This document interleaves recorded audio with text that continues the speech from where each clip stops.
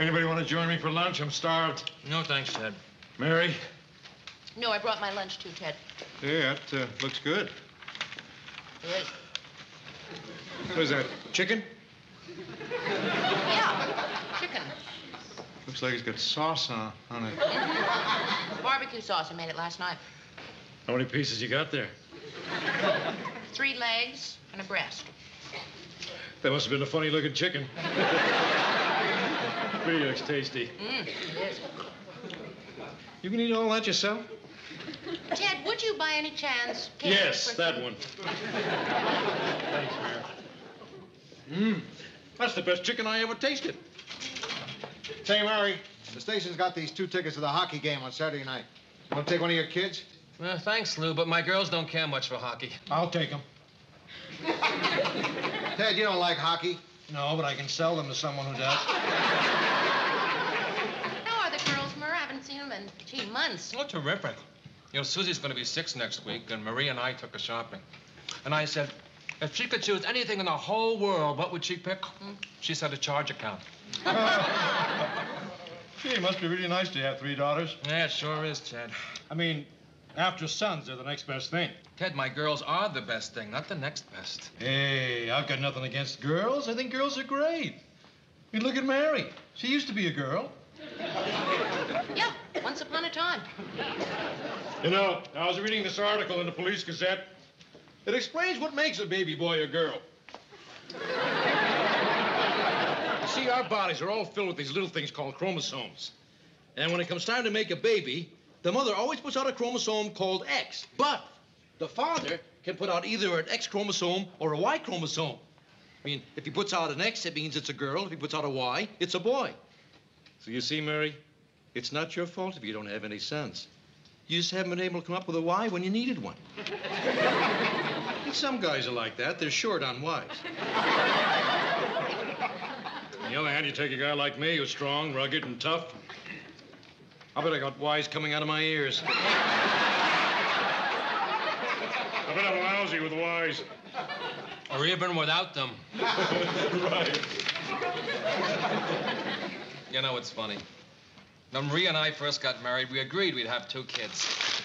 And I just assumed one would be a girl and one would be a boy.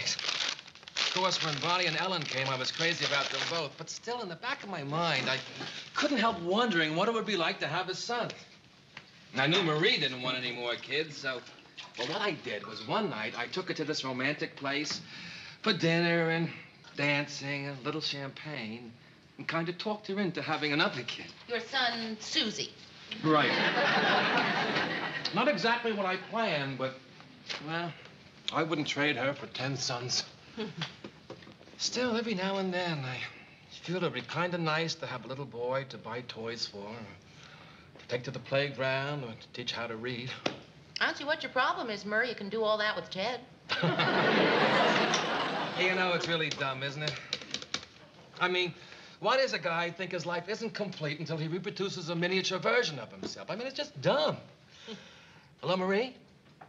Hey, listen, honey, let's go out to eat tonight. You get a sitter and, Why not, Lou? I'm sorry, Ted. My anchorman is not going to be a judge at a Miss Nude Minnesota contest. Come in.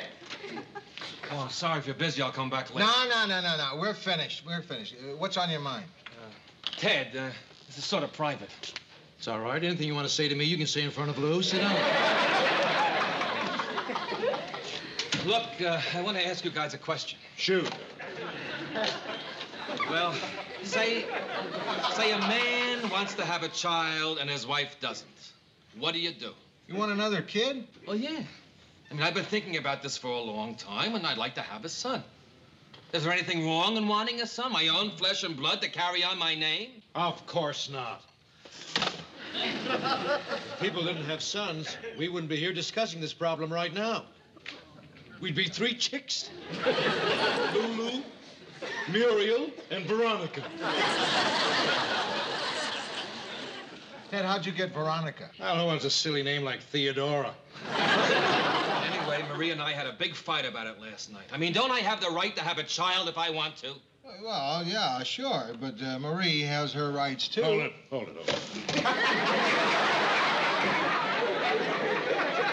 When a woman becomes a wife, she promises to love, honor, and obey. O-B-E-Y, obey. Now, that's a legal binding contract. And she just can't walk off the job anytime she wants to.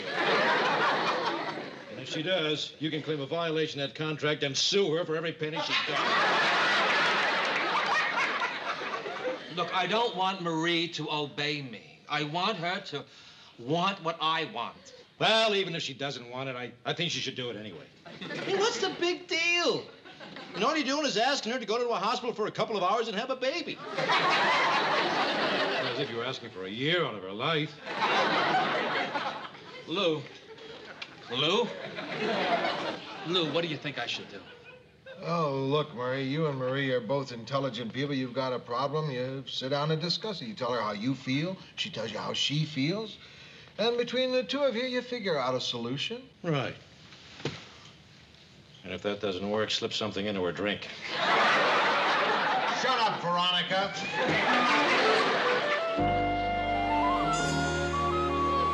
Boy, want some coffee? Great. Thanks for helping, Mary. If you hadn't been there, it would have taken 2 hours to decide between the blue dress and the green one. Yeah, with me there, it only took 3. It really is a good thing you came. If I'd been by myself, I probably would have picked the green dress. Georgette, did you like the green dress better? Well, I did until you said you liked the blue dress. No, I didn't say that I liked the blue dress. Remember, I said I couldn't make up my mind, and then the sales lady said that she liked the blue dress, and then you agreed with her, and then I said I liked the blue dress because I thought you liked it. You mean you didn't like the blue dress either? No, it was the sales lady who said she liked the blue. Oh, well, as long as one of us likes it.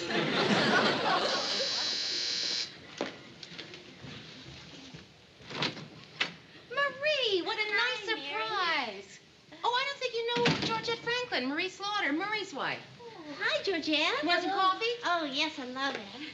Oh, I feel as if I know you so well. Murray's told me all about you. Ted's told me about you, too. Oh, really? What'd he say? Not much. Just that you have blonde hair, that you're very nice, and you don't want to get pregnant. There aren't many secrets in that office, are there? Gee, I'm sorry. I didn't know it was a secret. Please forget I told you. That's all right, Georgette. Actually, Mary, that's what I came over to talk to you about. I really do need your advice. Yeah, sure. What can I do? Did something happen in the office yesterday? What do you mean? Well, when Murray came home last night after work, he made it sound as if our marriage depended on my having another baby. Oh, that's what that session in Mr. Grant's office was all about. Well, Mary just thinking about what he wants. What about me? Finally, our youngest is in kindergarten this year. And for the first time in 18 years, I have a little time to myself. 2.5 hours after breakfast. And Murray wants me to fill it with morning sickness. What would you do if you were me? I'd cry. Well, aside from all that, I just don't think it's right, what with all the overpopulation and famine in the world. Mary, do you think that it's wrong that I don't want to have another baby? I really would like an answer. Do you think that I'm wrong? Oh, no, Marie. No, of course, I don't think that you're wrong. You know, on the other hand, it's hard to say that Murray is wrong, too. I mean, you know, I can understand your point of view completely. You know, there is no argument there, not at all. Still, I understand how Murray feels, too. And I'm not saying that I agree with him, you know, just that I understand how he feels. Of course, just as I understand how you feel. You know, on the other hand, it's... Marie, I don't know what to tell you to do. I bet that sales lady would know what to do.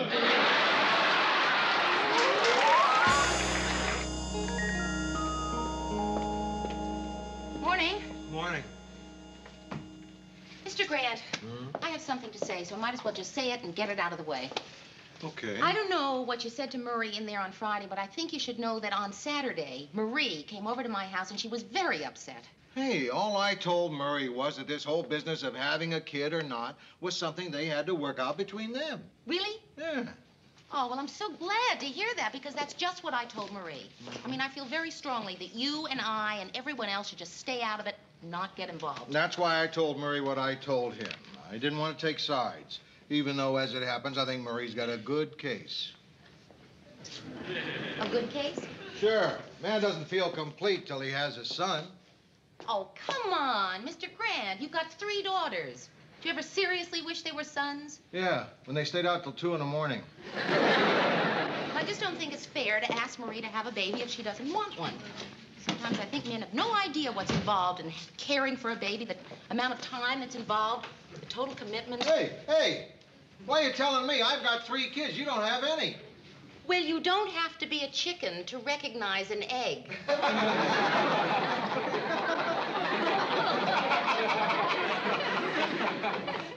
Well, you do if you want to lay one.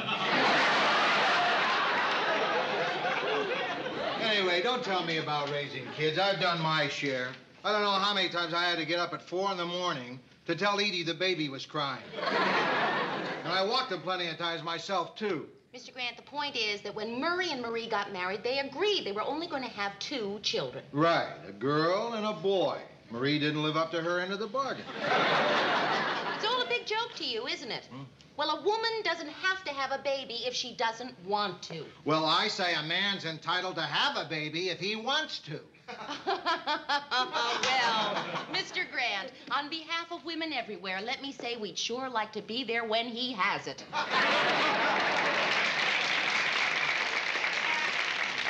She's got you there, Lou. Hey, you two still fighting about Murray's having a kid? No, Ted, we're not fighting about Murray's having a kid. We are both staying out of this. We are both neutral, right, Mary? Right. Morning, everyone. Morning. Everything all right? Oh, yeah. You and Marie talk things over? Yeah, it's all settled.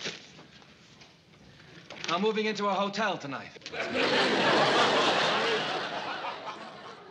You're not going to a hotel. I won't hear it, but you're going to spend the night with me. It'll be terrific. You don't want to be alone. Thanks, Ted. That's very nice of you. Yeah, we'll have a great time. They're having a masquerade party in the recreation room tonight. And you can come as anybody you like. Except Batman and Robin, because that's me and Georgette. Wait till you see my Robin costume.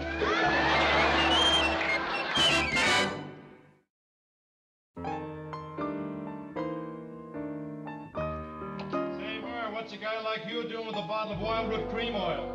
How's a guy like me going to use it up? Yeah, I really appreciate you letting me stay over tonight, Ted. Yeah, no trouble. Got an extra bed. Hey, why do you have twin beds? Well, you never know when a chick might want to stay over. Think you get my drift? I know you don't feel much like laughing tonight, do you, old buddy? Well, I know what it feels like when you've lived with someone a long time and get really close to them and suddenly they're not there anymore. I remember years ago I had this hamster, Louise.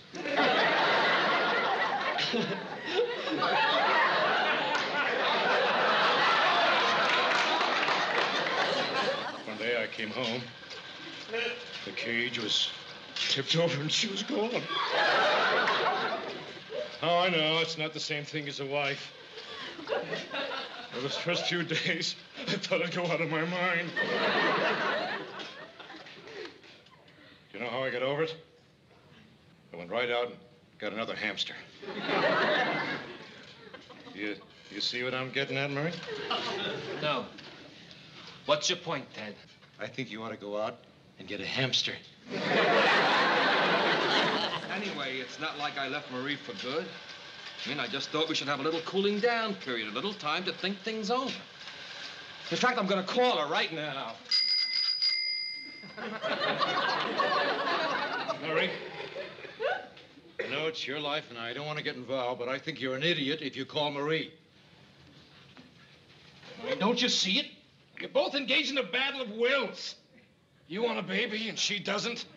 The only question is who's going to give in first. And remember, you're the man. You're the strong one.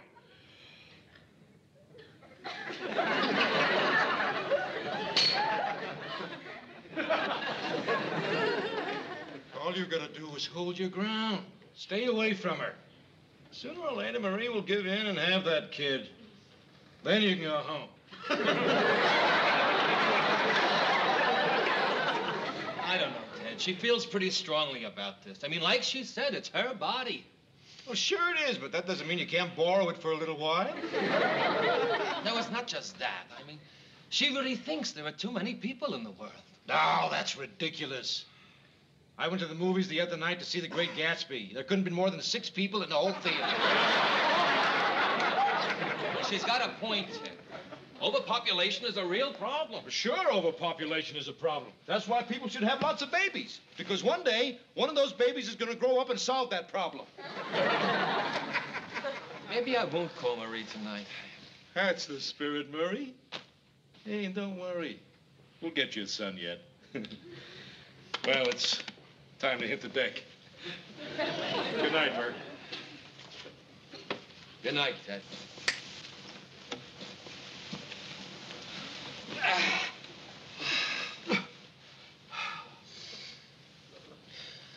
I hope and pray.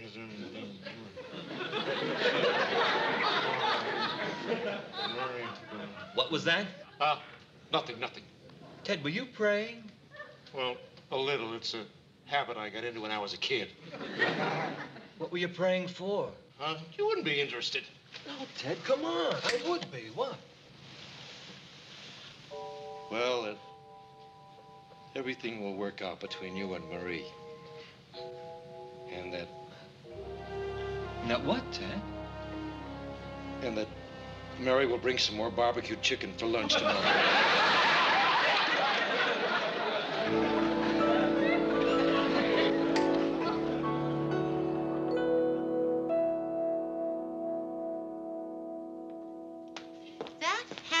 One of the worst restaurants you and I have ever gone to. Well, there was one advantage.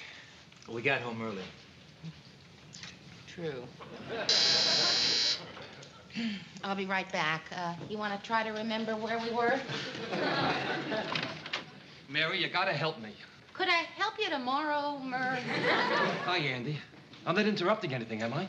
I'll always wonder. Well, look, I won't be any bother. I'll just sit up here. You see, Andy, my wife and I had a big argument, and I don't have any place to go. Murr, I thought you were staying with Ted. Yeah, that was last night. I'm not going to go through that again. He woke me up at 3 o'clock in the morning and asked, "Do you want to have a pillow fight?" Murr, what's on your mind? Well, Hey, maybe I better go. No, Andy, don't no, go. it would help if you did. Murray. Hey, Mary. It's all right. Listen, I'll talk to you tomorrow, huh? Hey, look, I'm really sorry about this. Why don't you two go out tomorrow night? Well, I can't. I'm busy. How about the night after? I play poker. What about Friday? It's a date. Good night. Good night. All right, what is it? Oh, Mary, I want to talk to you about this son thing. Oh, Murray, not the son thing again. Murray, you are one of the dearest people I know, but honestly, the last couple of days you have been acting like a jerk. Mary, don't you understand? There's something inside of me that wants a touch of immortality. I want the world to know that Mary Slaughter was here. Don't you see? I want to leave a little piece of myself behind. Why don't you pickle a kidney? Look,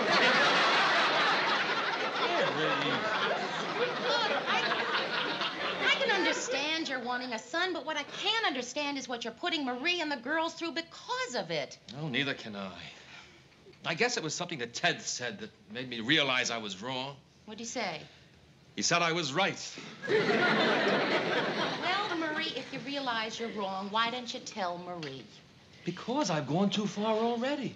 After all this, how can I just pick up the phone and tell her I was wrong? Marie, you told me. Go on, call her. Okay. Go.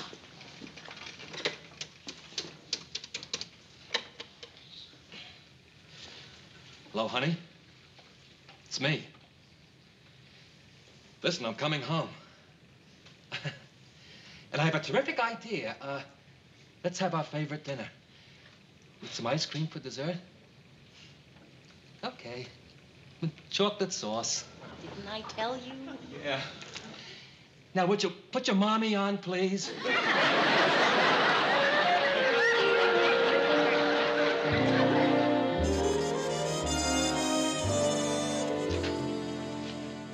Where's my lunch? He'll be here any minute. Murray's not in yet. It's 1 o'clock. No, he called a few minutes ago. He said he had a meeting at his lawyer's. She's not having trouble with Marie again. Oh, no, I don't think so. I had dinner at their house a couple of nights ago. They seemed perfectly happy. I hope you're right.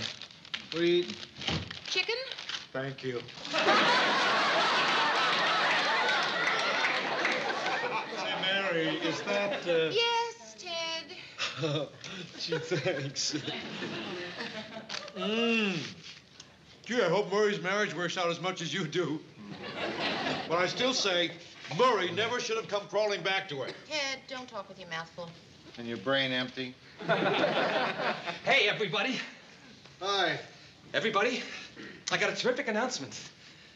Marie and I are going to have a son. Murray, that's wonderful. Oh, thanks, Mary. That's good news. Thank you, Lou. Good news. You took my advice and slipped her a Mickey, huh? Now you don't understand. That night I went back to Marie, we talked it over, and decided to adopt. Oh, Murray, what a great idea. Yeah. But doesn't it take a long time to adopt? Well, usually, but that's the great thing, Lou. See, there's this 90-year-old boy from Vietnam. A couple in St. Paul arranged to bring him over here, but they broke up, and he's available, and, well, my lawyer just worked out all the details. What's he like? Have you seen him? Not yet, no. Marie picked him up this morning while I was with the lawyer, but she's going to bring him over here, and I'm really excited. Oh, Gee, I think that's really great, Murray. You know, that reminds me of a story I once heard. This little boy got lost in the forest, and this pack of wolves found him and took him back to the den. And the wolves, they fed him and cared for him and raised him just like he was one of their own. Gee, must have come as quite a surprise when they finally told him he was adopted. Yeah. Hello, everybody. I'd like for you to meet Lee Chin. Hello, Li Chin. I'm Murray Slaughter. I'm her husband. Hello. Hello. Well, I'd like to introduce you around. This is Mary Richards. hello. Hello. This is Mr. Grant. How you doing, kid? Hello. This is Ted Baxter. Hello, young man. Gee, Murray, he looks just like you. Terrific kid, isn't he? Oh, he's beautiful.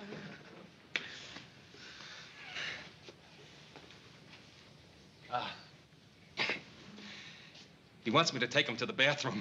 Hey, you know, it's really funny. When I used to think about having a boy, I always pictured myself taking him to the ball game or taking him to the circus. Well, I guess this is what it's really like having a boy. Taking him to the bathroom. That's a lovely story, but don't you think you ought to... Come on, Li Chin. Hiya, Phil. Corned beef fry, Yeah. orange soda. Hey, Phil, I'm sorry, what's your last name again? Kramer. Oh, yeah, Phil Kramer. I'd like to have you meet my son. Hello. Hello. Hey, come on, we gotta get...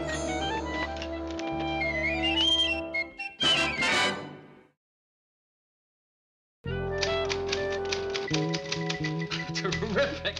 Hey, that's wonderful. Look what he typed. Zerg Turgen, my friend. He types the way Ted breathes. Hey, are you guys ready to go to lunch? Oh, yeah. Hey, hold it. I got a little trick here I want to show Lee Chin. Okay, Phil, you and Lars have a wonderful trip. And don't worry about Bess. I'll look after her. Okay, bye-bye. Phyllis and Lars taking a trip? Yeah, for a whole month. Oh, where are they going? Well, she just said that they were going to search for America in the wake of Watergate. Gee, I hope they find it. Newsroom? Yes, just a minute, please. Mr. Grant, it's for you, your roof repairman.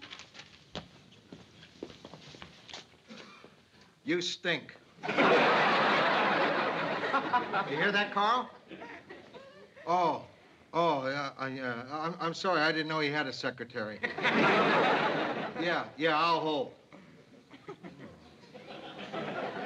Hello, Carl. I just left a message with your secretary. Why weren't you out there yesterday? Well, be sure you get out there today. You can't miss the house. It's the one with the rainbow in the living room.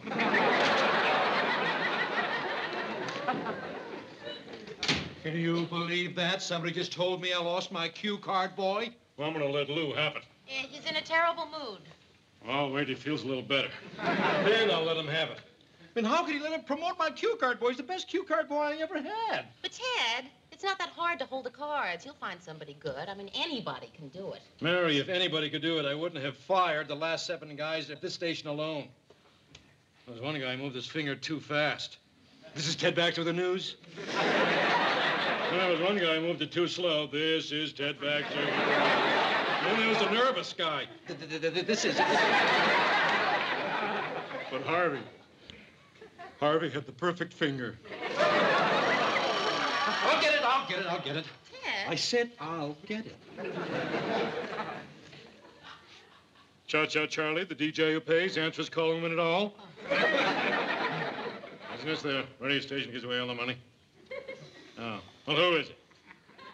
Oh, well, all right. I'll tell him when... Oh, no. Oh, here he is now. Lou, it's your plumber. Lou, I'd like to talk to you as soon as you're feeling terrific. Hello. Yeah. Well, when can you come? What am I supposed to do till then? Thanks a lot. You feeling better now? Now I need a plumber for my house. What's wrong? My grandson made a wonderful discovery over the weekend. You cannot flush a banana.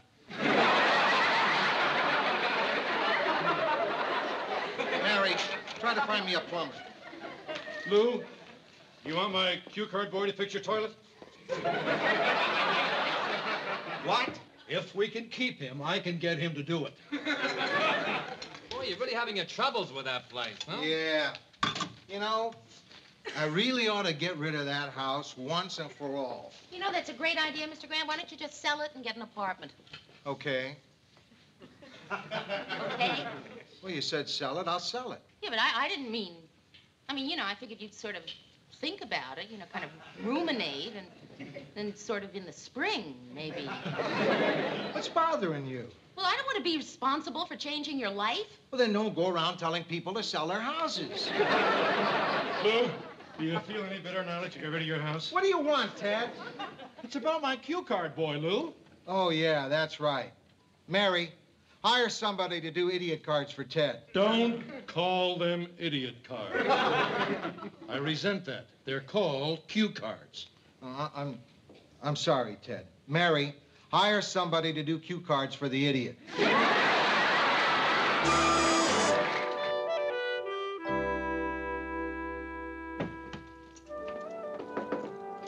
Hello. Hiya, Bess. Don't you love this new lipstick? Oh, my. That is interesting. But why would you want purple lips? Well, to match these.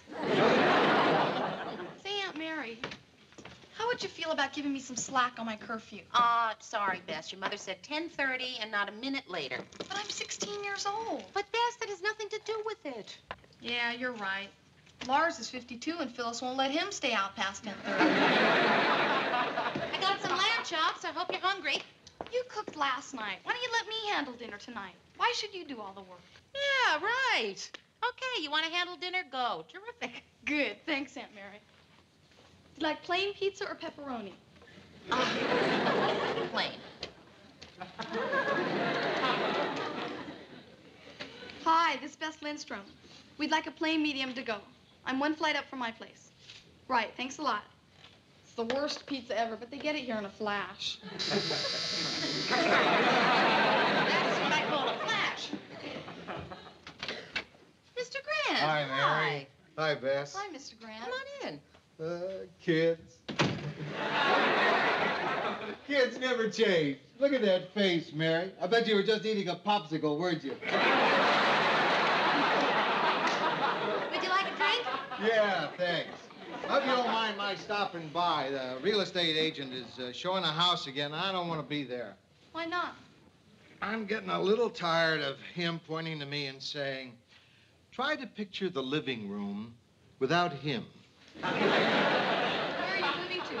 I don't know. I'm looking for an apartment. Something like this would be real nice. I just want one room. I don't want to rattle around in 7 rooms. I want cozy. Hey, Rhoda's place is empty. Bess, it isn't cozy. I could look at it. Yeah, but it's locked. It's not cozy and it's locked. And Phyllis has the key and she's in Las Vegas. And, you certainly don't want to fly all the way to Las Vegas to get the key, do you? But Aunt Mary, I'll be glad to go downstairs. Bess, dear. Can I see you in the kitchen for just a minute? There's something I want to show you how to work. Okay. Mr. Grant, what I was going to say is I have an extra key downstairs if you want to look at it. Bess, here. What do you want to show me how to work? This. Bess, I'm not sure that you're the right person for me to talk to about this, but even though Mr. Grant and I are really good friends, I just don't want him living one flight above me. I understand. You do? You don't think it's crummy of me to keep him from an apartment he might like just because I'm concerned about my privacy? No, I think everything you do is wonderful. Boy, Beth, maybe you are the right person for me to be talking to about this. See, it's just that I want to keep my home, and the office, you know? Yeah, it makes a lot of sense. Yeah, Bess, no doubt about it. You were the right one for me to talk to. I can tell Mr. Grant I can't find the key. No, I don't want you to lie to him. Well, then why don't you just tell him you don't want him to move in? Because I find it very difficult to say no to people I'm close to. Hey, about my 10:30 curfew, couldn't No.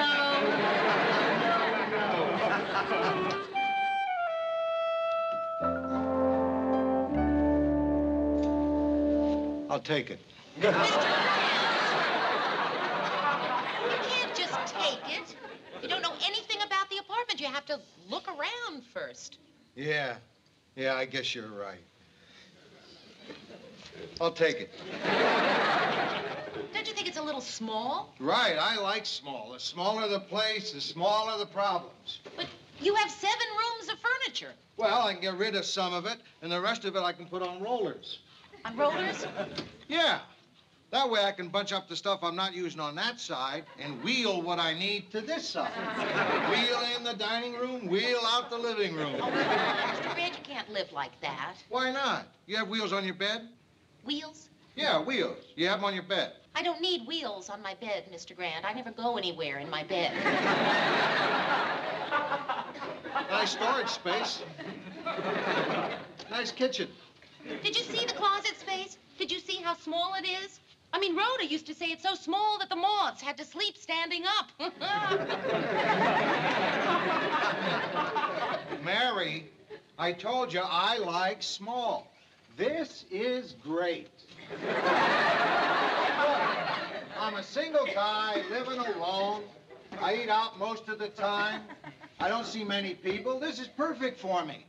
Perfect? Yeah, Mary, it's not only good for you, it's good for me. How? How is it good for me? Let's face it, we both live alone. And this way, we don't have to worry about getting lonely. Now, if you get lonely, you can just knock on my door and say, hey, you feel like a beer? And if you're lonely, you can always Right. on mine. There's only one thing that bothers me. Yeah, what? You see me all day at the office. Now, if you have to live next to me, you'd get sick of me. Oh, Mr. Grant, I wouldn't say that. Being around me 24 hours a day, you'd get sick of me. Oh, Mr. Grant. Hey, I'm not the easiest guy to get along with. I can be pretty difficult. In fact, I can be a real pain in the neck. You'd get sick of me. Mr. Grant, I would not get sick of you. Okay, I'll take it.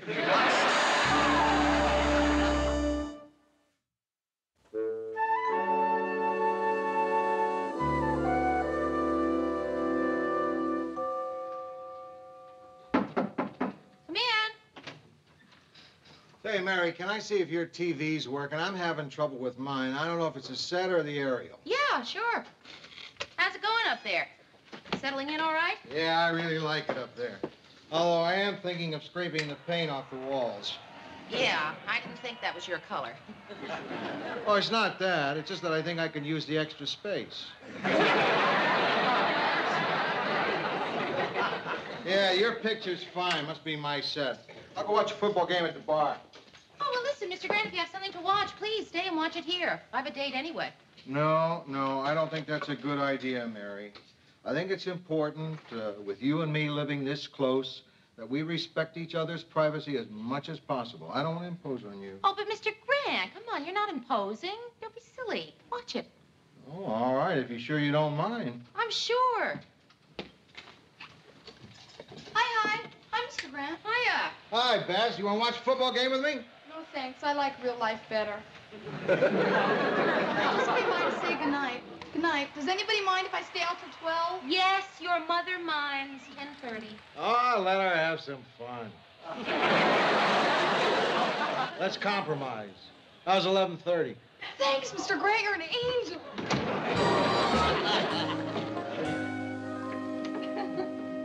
Oh, David, I had a terrific evening. Thanks. So did I. Would you like to come in for some coffee? Yeah, sure.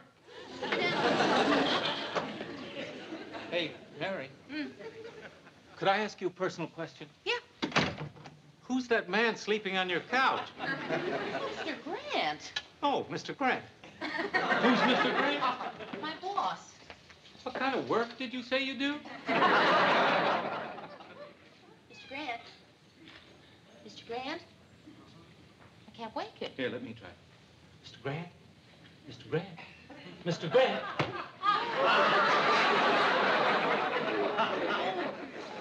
David. Are you all right? Yeah, fine. Hi, Mary. Have a nice evening? Hi, I'm Lou Grant. David Boyd? How are you? Fine. Mr. Grant, you just punched David I did? when he woke you up. Oh, I'm sorry. I must have been dreaming about the war. Where did I get you? Just south of Anzio. Listen, Mary, I think I better go home. Well, I had a wonderful time. Thanks. So did I. Great time. Good night. Good night. I'm sorry. It was an accident. I know. It was an accident. But you don't just sneak up on a person who's been in a war, a world war. I once got a medal for being awakened by a German. Well, it has been 30 years, Mr. Grant. I figured you'd been rehabilitated.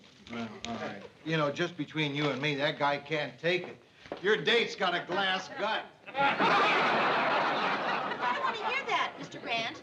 I want to know what you're doing on my couch at 1 o'clock in the morning. Well, you know I always fall asleep watching television. No, I don't know that. How would I know that? Okay, well, I always fall asleep watching television. What you don't seem to realize here, Mr. Grant, is that you ruined my evening. I don't think I did. I might have ruined his evening. I didn't ask to watch television here. You invited me. I invited you to watch television, not to fall asleep on my couch. But you know I always fall asleep on the couch in front of the television I told you set. I don't know that. Mr. Grant, we ought to get something straight. What? At the office, you're my boss, but here at home, you're not. You understand that? Sure, I understand. I not only understand, I'm going home. Good.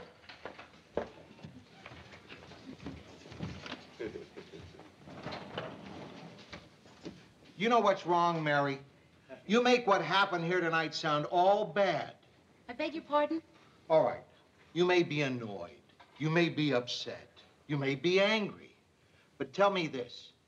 Are you lonely? Lonely? No, I am not lonely. There you go. And I'm sick and tired of not being appreciated. Harry,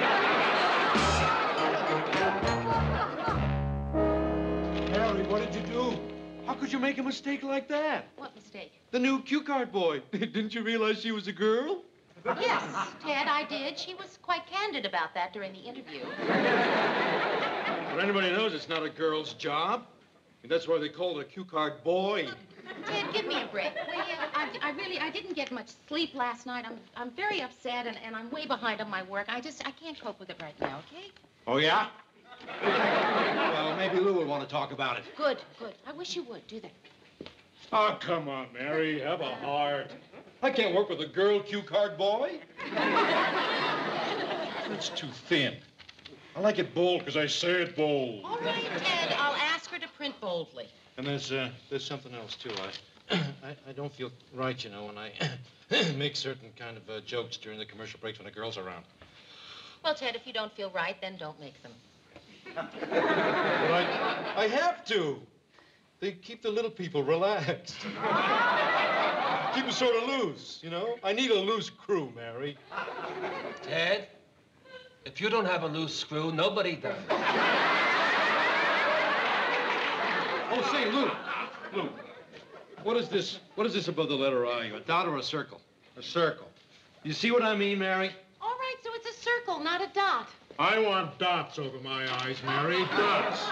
And that's why Ted thinks we need a new cue card person. It's just... Ted's the one who has to read the cue cards. If he's not satisfied, there should be a change. He's right.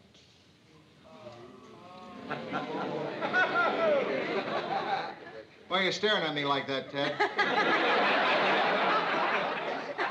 I'm trying to figure the angles. What angle? Well, I figure you're telling me I'm right so that I'll get happy. Then you can make a fool of me. That's it, isn't it? No, that's not it. You agree with Ted? Sure. He agrees with you. He really does. No, if it's a joke, make a fool of me now. Wouldn't be nice to wait later.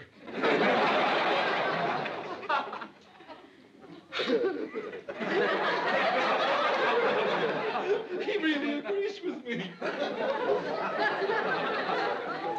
Mary, has the weather bulletin come in yet? Why? I have a strange feeling that hell just froze over.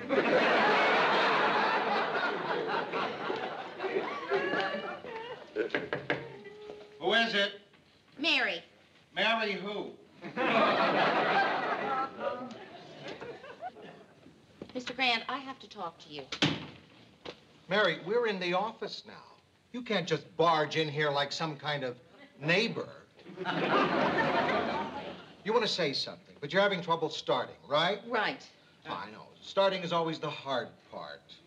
Now, would it help you if I started? Would that help? I don't know. Yes, it probably would make it a little easier. All right, I'll start. What?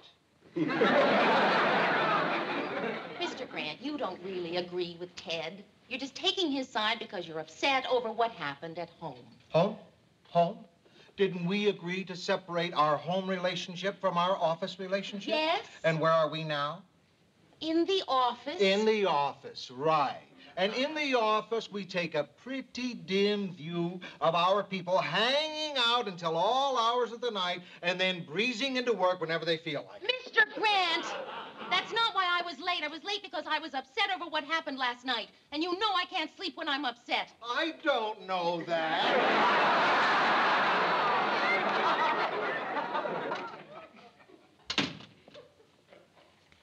Well, what is it, Ted? I was just about going to tell the guys in the crew how you said I was right about the cue card girl, but then I figured that was the joke. That you'd wait until I told the guys on the crew, and then you'd pull the old rug out from under Ted. Well, I just came in to tell you that I'm not falling for it. Ted, if you'd like to know what's happening here, Mr. Grant is taking your side because he's upset over something that happened at home. Oh, no, I'm not buying that. Because if that's a joke, that would be the perfect thing to say to convince me that it wasn't. Mr. Grant, I don't think you and I have anything further to say to each other. I mean, I know that I don't. Oh, yes, you do. Yes, you do. You want to tell me that you want me to move out of Rhoda's apartment. Oh, yes, Mr. Grant, I guess I do.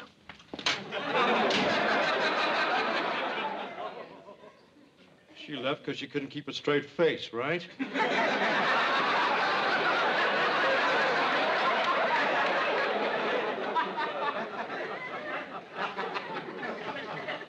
Come here, Ted. Closer. I'm going to pretend to be asleep. Well, I guess that's it. You want to sign here? Yeah. Thanks. Thank you. I wish everyone had sense enough to put everything on rollers. Hi. All set to go? Mm-hmm. Well, looks like they got just about everything moved out. Uh-huh. The new place all ready to move into? Uh-huh. Mr. Grant, couldn't we talk about this? Uh-uh. Mr. Grant, I've been trying to talk to you for the last week. You keep rumbling by saying no comment, like I was from the Washington Post or something. There's nothing to talk about. We tried, and it didn't work out.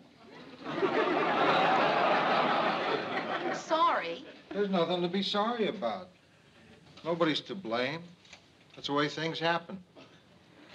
And you're not angry with me anymore? No. It was just one of those things. You know, it's hard to leave this place. I'm used to it here. You were only here for 2 weeks. I know, but it seems like 3 or 4. Well, we had some good times here, didn't we, Mayor? We sure did. Great times. Where'd we go wrong, Mary? Oh, I don't know. Mr. Grant, I guess, just wasn't meant to be. Well, one thing you have to admit about us living next to each other like this, it sure wasn't lonely. It sure wasn't. You know, Mary, loneliness is vastly underrated.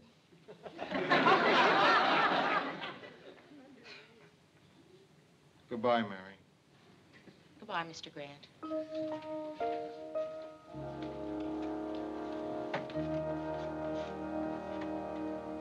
I'm gonna miss you, Mary. Oh, I'm gonna miss you, too. See you in the office tomorrow. Right.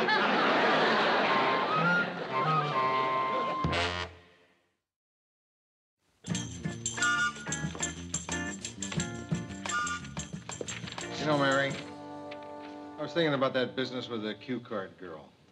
You do whatever you want. Never mind about Ted. Thanks, Mr. Grant. I know she's going to work out just fine. Hey, how's the new apartment? Oh, terrific. Sure beats living in a house. Yesterday, my grandson came to visit me again. Yeah? Tried to flush another banana. And all I had to do was phone for the janitor. Within 5 minutes, he came upstairs and he brought me a brand new banana.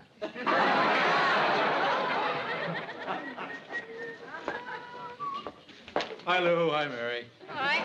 What are you so happy about, Ted? Well, I was just telling all the guys in the studio how you took my side over Mary's.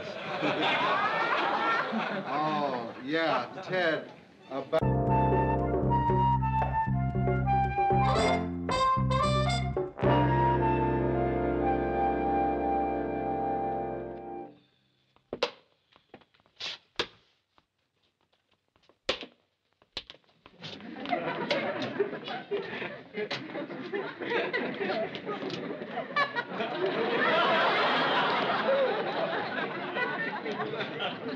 I'm sorry I'm late, Lou, but you know how fans can hold you up. Yeah. It took Ted hours to find one. Okay, we should have had this meeting long ago. Our newscasts have gotten pretty static. I want to do something new, something different, something that's never been done before. So, I've decided to hire a lady to do a short editorial segment on the show every evening. You mean like Kathy Daniels at WKGW?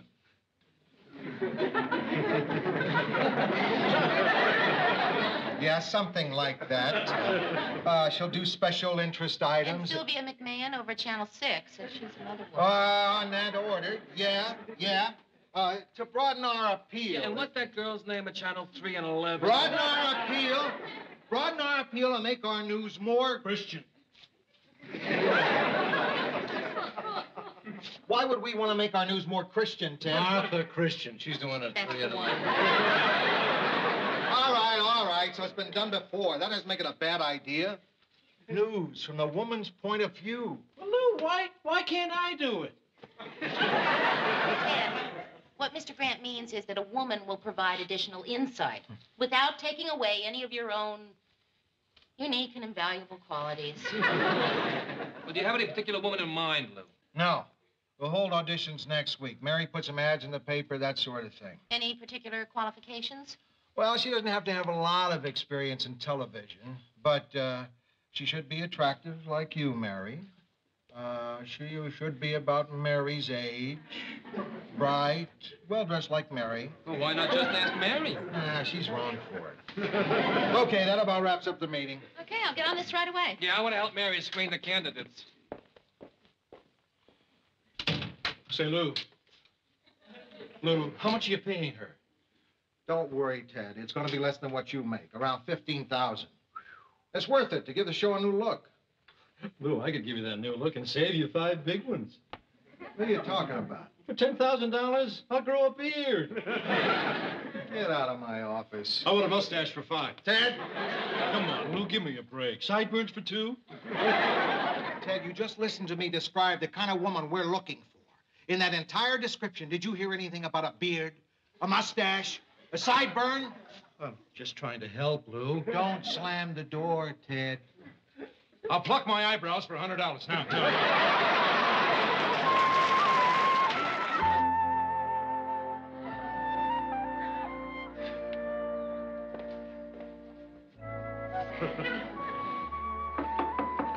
Who is it? Georgette. Come on in. Hi, Mary. Hi. I hope I'm not disturbing you. Please tell me if I am. No, you're not disturbing me.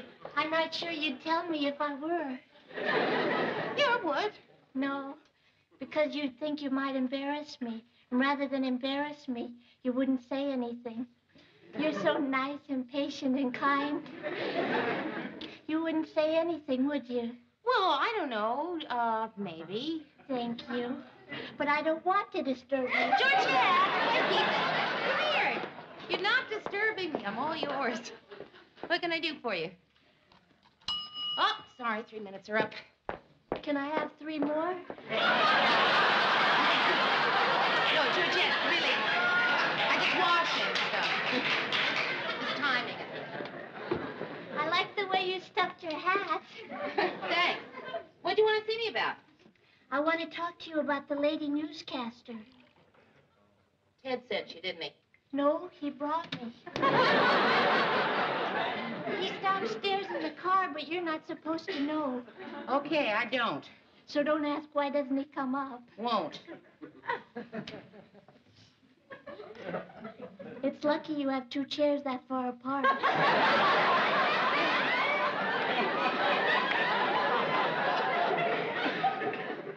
Anyway, about this lady newscaster.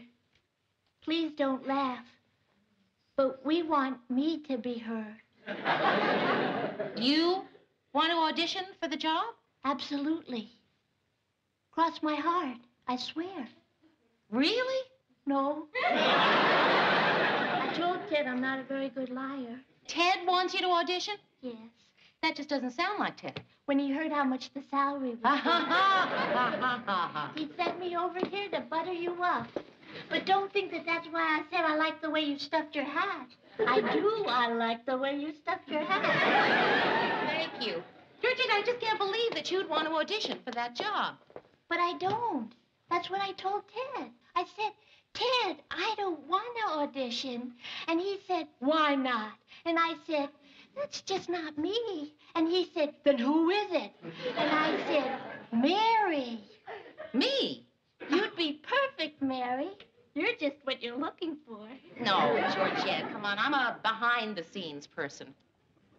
Although, I did do that editorial once, and I wasn't bad, was I? No, I didn't. You really think I should try out for the job? Yes, really. I said, Ted, I don't want to audition. And he said, why not? And I said, that's just not me. And he said, then who is it? And I said, Mary. Fine, and be prepared with 1 or 2 minutes of news copy. Well, no, it doesn't matter. Just anything that's comfortable. All right, fine. We'll see you then. Bye-bye. A lot of girls interested in auditioning? Ah, dozens. Hey, Mert, you remember what you said in the meeting yesterday? No.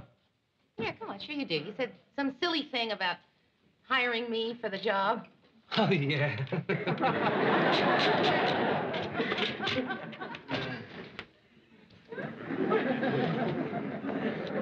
Hi, everybody. Except Mary. Don't you want to know why I didn't say hello, Mary? No, Ted. All right, I'll tell you why. The reason I didn't say hello is I think it's pretty low. When a person asks a friend to go to another friend to do the first friend a favor and the second friend tears the first friend's heart out. Oh, Ted, Georgette doesn't want the job. She doesn't think she has the talent. Oh, that's ridiculous. How much talent does it take? Hey, wait a minute, Ted. Wait a minute. You don't think that job requires a certain amount of skill? No, I don't.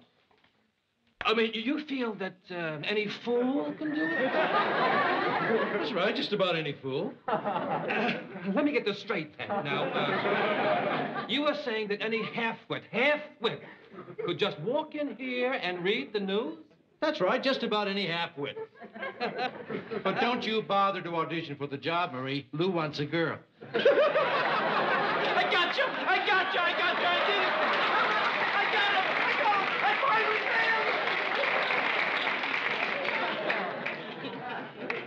I just lost a duel of wits to an unarmed opponent. Oh, Mr. Grant, do you have a minute? No. Oh, well, I'll just take a moment then. I don't have a moment, Mary. All right, very quickly then. Mr. Grant, you remember that on-the-air editorial I did? Yes. Well, I wasn't bad, was I? No, Mary, you weren't. Come in. Mr. Grant, you remember yesterday you said you were looking for a girl like me for the newscaster job? Mm-hmm. Well, I'm a girl like me. In fact, I'm probably the girl most like me I know. Mary, don't you think you were the first one I thought of for the job? Well, then why didn't you let me audition for it? Well, because I'm afraid I'd hurt you if you auditioned and I had to tell you I was giving the job to someone else. I just couldn't bear hurting your feelings that much, Mary. Oh, Mr. Grant. And I really think you'd stink. Look,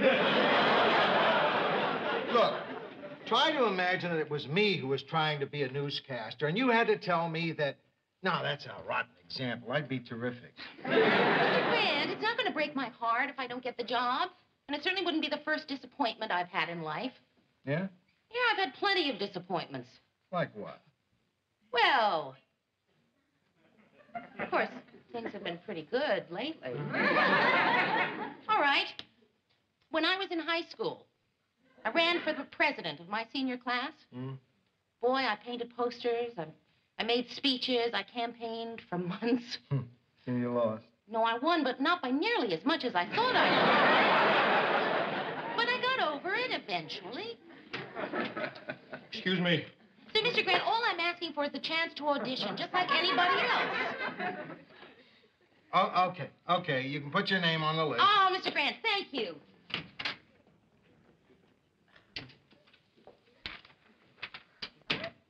So I was right. She did want that job for herself. I never would have believed she could be so sly, so cunning, so ambitious. Intriguing behind the backs of her very best friends. And all for an extra few $1,000s a year. She's my kind of woman.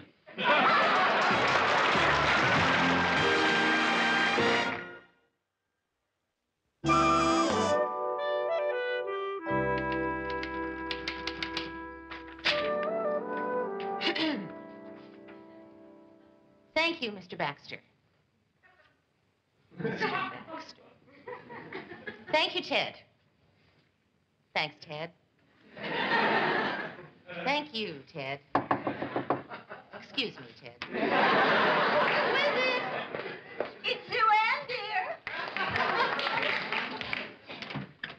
Well, what a nice surprise. I happen to be in the neighborhood. Doing what? Coming to see you. Oh, Mary, I love this apartment. I love what you've done to it. I haven't done anything to it. I know. That's your guts. Mary, I would kill for a cup of coffee. That's why I'm going to offer you one. Mary, I'll tell you why I'm here. I have decided to audition for that woman's point of view spot on your show. In fact, I've already prepared what I think is a very solid piece of copy on the recent mudslides in Alaska. How do you take it? Very seriously. I'm into coffee.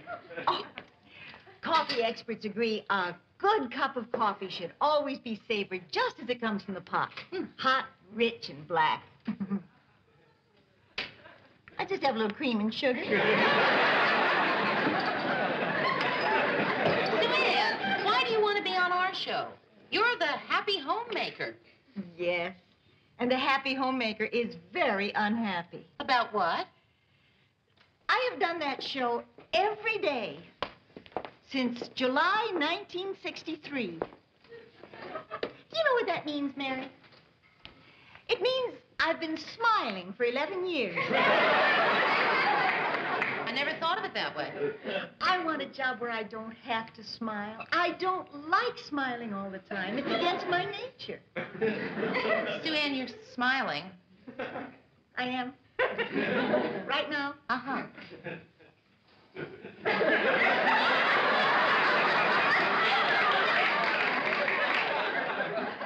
I can't tell anymore. I'm in a rut, Mary. Everything I do is mechanical. I just go through the motions. Oh, well, Sue Ann, come on. Everyone feels that way about her job sometimes. But I can't pretend anymore. I've cooked it all. I've eaten it all. I've cleaned it, trimmed it, and stuffed it twice. Well, gee, I can sympathize. Monotony has turned me into a bitter, spiteful person. Oh, I know you haven't noticed, but it has. Really? And I don't want to be that way, Mary. I want to be a nice person. And with your help, I'm going to be a nice person. And changing jobs is the first step. Well, Sue Ann, that puts me in a sort of an awkward position, see, because I'm going to try out for the job, too.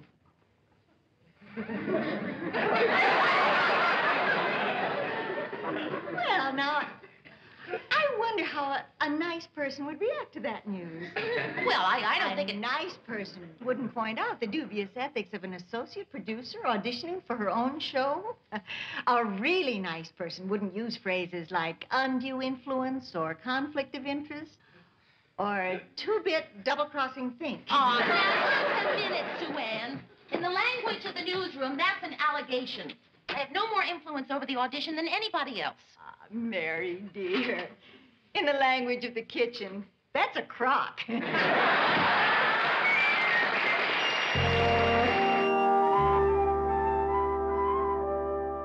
thus the repercussions of an upsurging inflationary spiral are as inevitable as they are catastrophic. You better believe it. And very well put, incidentally.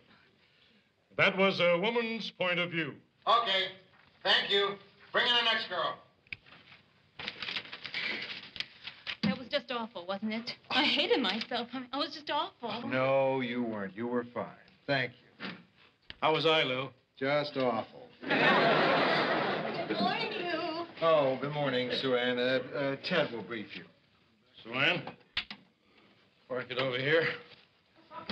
That's the camera. When the red light goes on, that means that the camera is about... I know what I'm doing. Just cue me and then stick a sock in it. Everybody. And action. And now with the new feature, news from a woman's point of view, Sue Ann Nivens. Thank you very much, Ted. And good evening. Massive mudslides wreak havoc. Late last evening, huge mudslides in south central Alaska buried the picturesque little village of Nornsk, long noted for its tapestries and woolly artifacts. Apple-cheeked housewives bustling down the cobbled streets were swept away by slithering mounds of mud. Let's all hope that survivors remembered that stubborn grime can be removed with a blend of and cornstarch. Victims, plucked gagging from the slime, were treated at the high school gym, stunningly decorated for that night's prom, the theme of which is fun on the farm. Volunteers, dressed as cows and chickens, circulated among the injured, passing out hand-embroidered tea towels. Hot soup, always a nourishing basic, was ladled from a tureen concealed inside a huge pink papier-mâché pig. And now, back to Ted.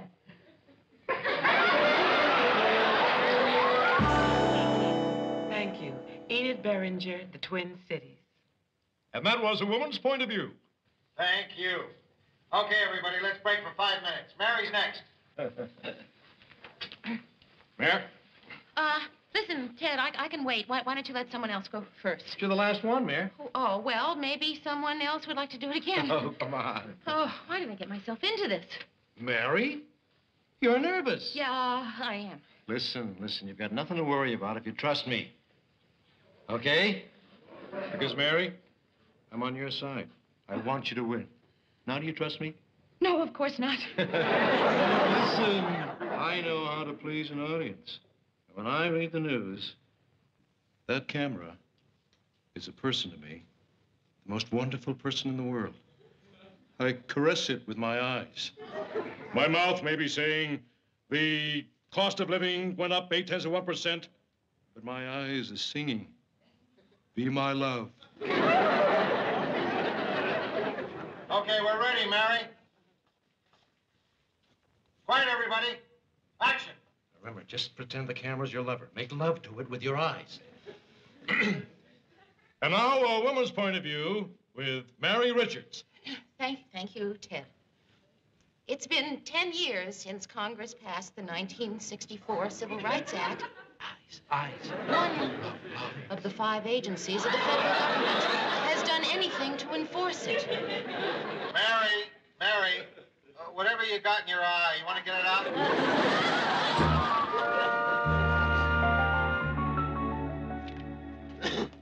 Oh, hey, Lou, you gonna give Mary another try? What for? She wasn't good, Murray. I wish she had been. I wish she'd been terrific, but she tried twice and she wasn't. I know, but she was nervous. Just don't know how I'm going to break it to her. You wouldn't like to, would you? Sorry, Lou. I'm no good at breaking bad news. I still haven't told Marie I'm going bald. You wanted to see me, Mr. Grant? Oh, yeah, Enid. Welcome to the news team. Welcome to the... Does that mean I got the job? Mm-hmm. Oh, thank you, Mr. Grant. Enid, one of the first things you'll want to learn about this job is no hugging. We're not a hugging newsroom. Some staffs hug, we don't. Tell you what, you go on down to personnel, tell them you're starting Monday, and fill out all the forms. Right away. Thank you, Mr. Grant. You'll like personnel, they hug.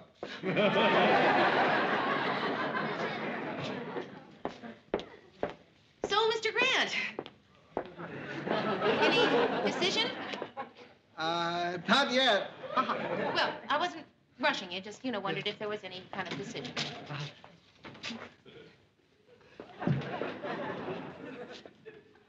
Mary, I haven't made the decision yet because you're going to make it.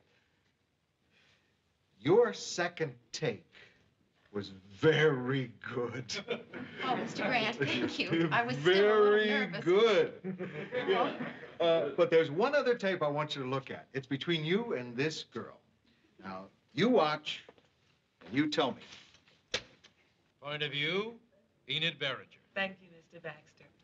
I would like to give you the woman's point of view, but I'm having a problem trying to figure out exactly what the woman's point of view is. I mean, do all women think alike? Do Bella Abzug and Connie Stevens think of exactly the same thing when they get up in the morning? Okay, maybe when they first get up in the morning, but after that, I don't think so. And I don't think girls are made of sugar and spice anymore. Those things cost too much money. But if WJM is interested in hearing my point of view, I would be very happy to try and give it to them. Thank you. Enid Beringer, The Twin Cities. Okay, Mary. There you go. It's between you and Enid. I'll go with whatever you decide. Now, who do you think should get the job? Wow, Mr. Grant, that's a really tough decision, isn't it? But I have to go with me.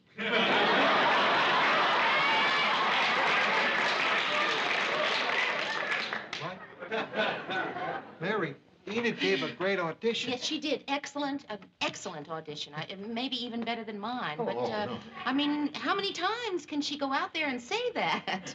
Say what? That there's no such thing as a woman's point of view. I mean, that's a cute idea. Really cute, really cute. But what's she going to do the next night?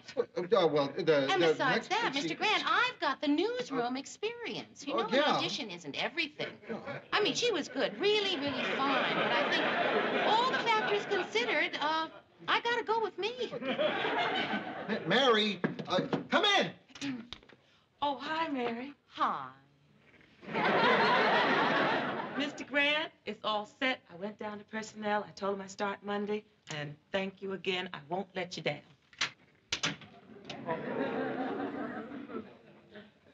All right. I lied. I'm sorry. I was trying to spare your feelings.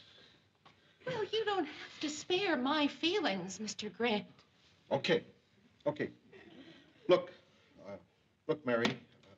Look. Now you look. It wasn't between the two of you. You didn't finish second. You finished fourth.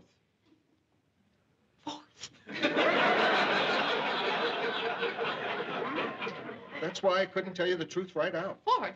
I didn't want to hurt you. Fourth? Sixth.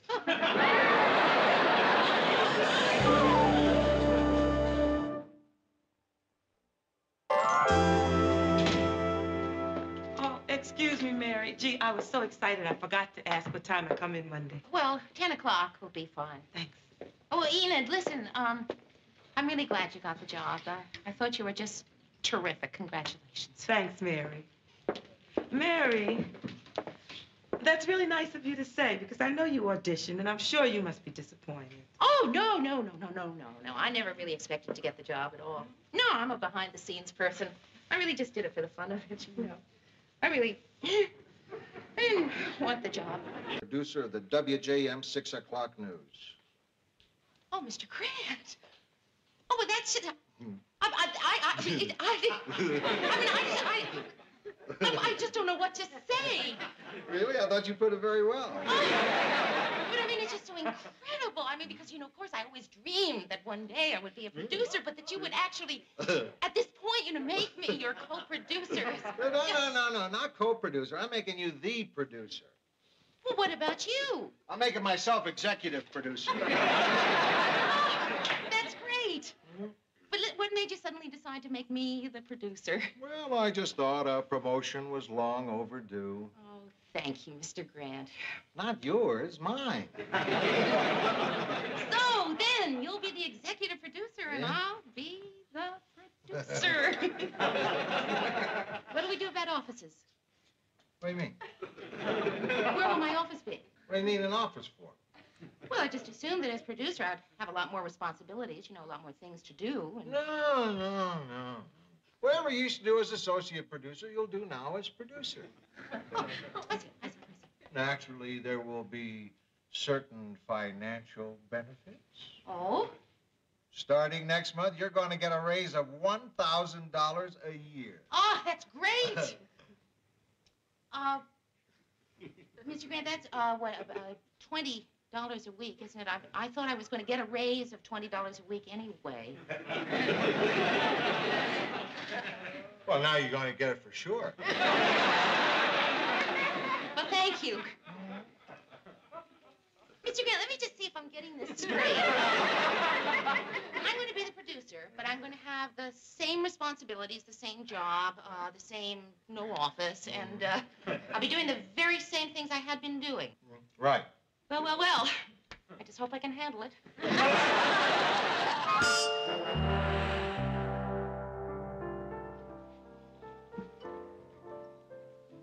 Mary? Hi, Ted. I got here just as soon as I could. Sit down. What's wrong? Care for a drink? No, thank you. You said it was important that you had to see me right away. Well, let's order first, then we'll talk. Yes. I'll have the veal cordon bleu with the house salad. Mary, whatever you like. Don't worry about the price. I'll have the lamb chops. She'll have the $8.95.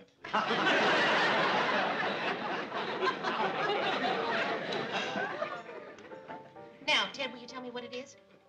What is? Why did you call me and ask me to meet you here? I mean, you made it sound like some kind of an emergency. Have some wine, Mary. No, thank you, Ted. We'll need it for the toast. What toast? Mary? To our first date.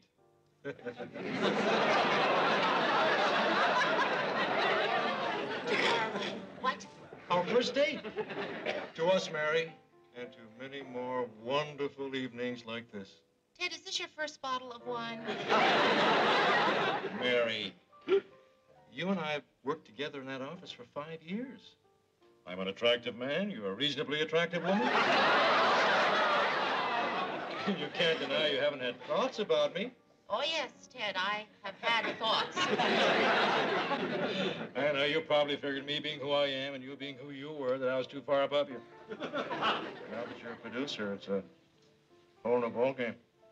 Well, Ted, I'm very, very flattered, but, and this is a big but. I don't want to date you. Well, I'll tell you what, Mary. We'll do it on the sly. Even in the newsroom, it'll be our secret. Oh, naturally, there'll be those meaningful glances across the desks, those furtive longings, those private jokes that only lovers understand. Oh, Ted, please stop. Let's get something clear right now. I don't want you to think of us that way. How am I supposed to think of us? Think of us as brother and sister. Brother and sister, huh? I've always wanted a kid sister, someone to help me meet a lot of chicks. Ted, I can't help you meet a lot of chicks. Then you can't be my sister.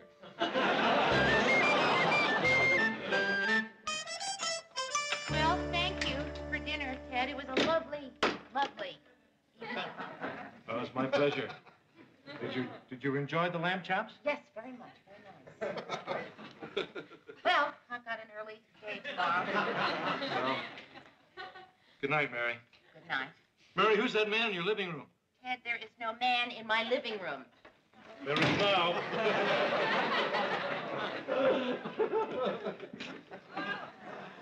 I'll have mine black, Mary. There's no coffee.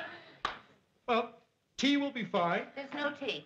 Well, just a glass of water. There's no water. Mary, you trying to get rid of me? Look, Ted, it's just that I'm tired, and I've got a big day tomorrow. Okay, sure. Say no more. I'm on my way. See you tomorrow.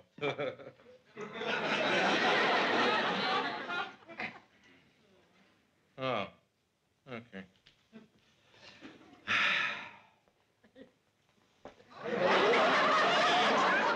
What are you doing? Don't you want me to kiss you goodnight? No. I understand you're afraid of losing control of yourself. I am not control of myself. See, you're already losing control. Ted, I just don't want to kiss you goodnight, all right? Well, if that's the way you feel, why did you go out with me in the first place? Ted! All right. You don't have to kiss me goodnight if you don't want to. I'm not going to argue with you. I respect you too much to wrestle with you. Thank you. After all, you don't have to give me a goodnight kiss just because I bought you a $32 dinner. So forget the goodnight kiss. After all, what's a goodnight kiss? Just a small token of friendship. Just the way one person has it. Saying to another person, I like you, person. You don't think I'm worth the simple, innocent kiss goodnight? Well, that's all right. Ted, if I kiss you goodnight, will you go home?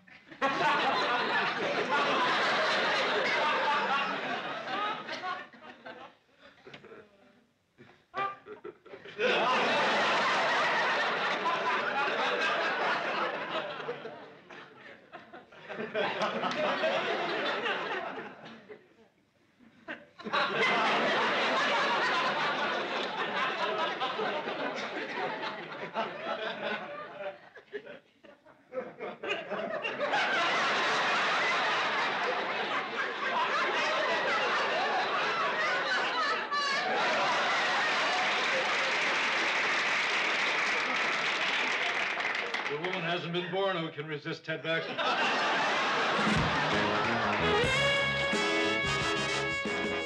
Hi, guys.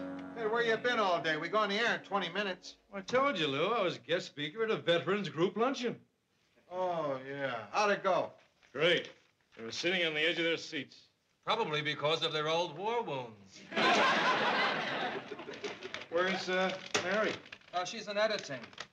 Oh, I'll just leave these candies on her desk. Maybe I ought to write her a note. Dear Mary, I'll always remember last night. Love, Ted.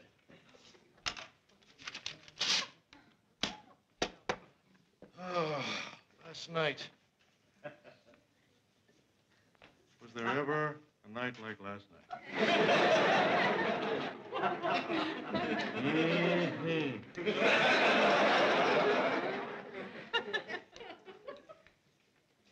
Ted, what happened last night? I don't think it's any of your business, Lil. Right, Ted. However, since you brought the subject up, just so happens that Mary and I had a date last night. Ted, have you been putting anything funny up your nose? I want to level with you guys. I've had my eye on her since the first time I saw her. And yesterday, when I realized she'd been here 5 years and I haven't really made my move yet, well, I said to myself, if you're ever going to make a move, now's the time to make it. Otherwise, before you know it, another 5 years will go by and she'll be too old for me. Well, what did you and Mary do on this date you had? Well, we had an intimate dinner at the Chez Antoine, then we went back to her place for coffee. You went back to her place for coffee? Well, we went back to her place, but we didn't have coffee. If you know what I mean. Mary and Ted? It's impossible. Joey Heatherton and Mao Zedong, eh? Who brought me the candy? Oh, Ted left that, and the note. Ted. Honestly, sometimes I don't believe that man. All right. You wouldn't believe the story he just came in here with. What story? Some crazy story about you and him going out on a date last night. Ted said that he and I had a date.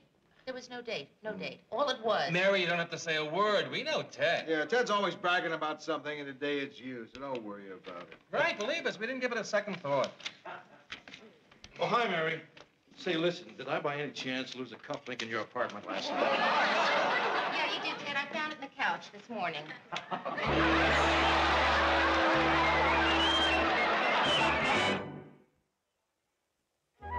Would you give me a hand with this cufflink? It's kind of tricky.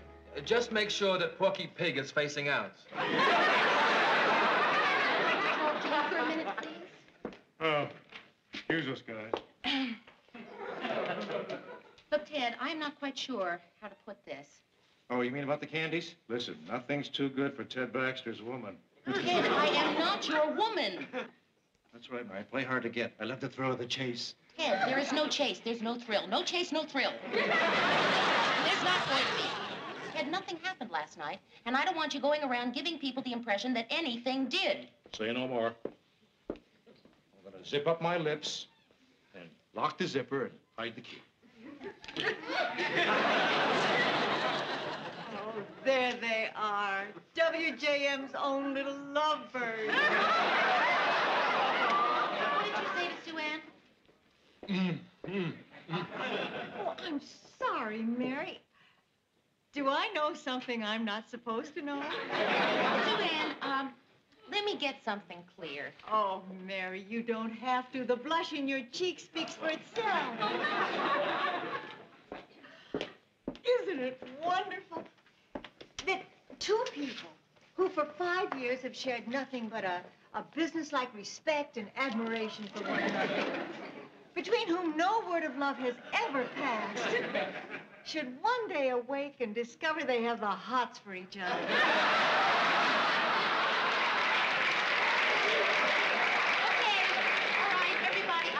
I'd like to say something. I don't know what Ted told you happened last night, but I would like to get it straight. Just so there's no misunderstanding. Not that it matters one way or the other, but just for the record, Ted Baxter and I did not go out on a date last night. True, we did have dinner together in a restaurant, and true, he did bring me back to my apartment, did in fact come inside the apartment, and true, I did kiss him goodnight, but there was no date. Right? Oh, sure. Good. Who said there was a date? I mean, why should we think there was a date? Look, Murray, if I were going out with Ted, I would admit it, wouldn't I? Mary, you want to come in my office for a second?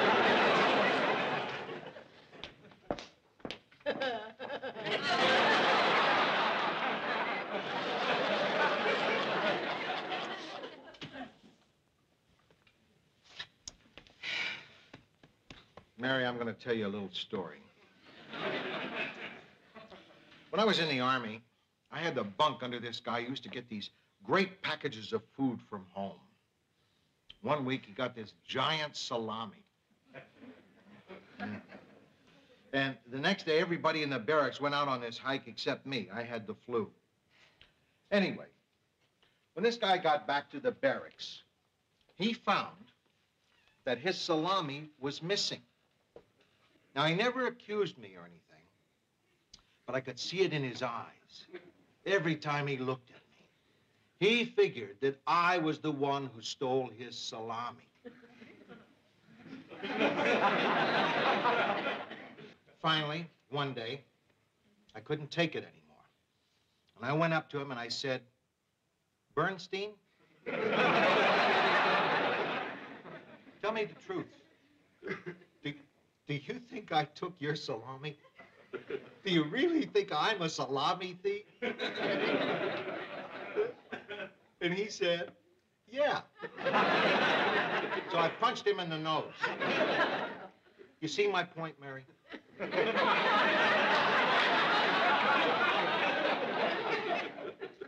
Neither did Bernstein. So I went out and bought him a salami, which of course convinced him that I was the one who stole his. Anyway, what I'm trying to say is, you can't let yourself worry about what other people think about you, or you'll go crazy. Look, you know what happened between Ted and you. Nothing happened between Ted and me. All right, you know what didn't happen between you But and... I would like to know that everyone else knows that nothing happened. The point is, who cares what anybody else knows or thinks they know? It's over. Forget it. You're right. It's over, forget it. You're right, of course. Thank you. Right. Hey, Mr. Grant, did they ever find out who stole Bernstein's salami? I did.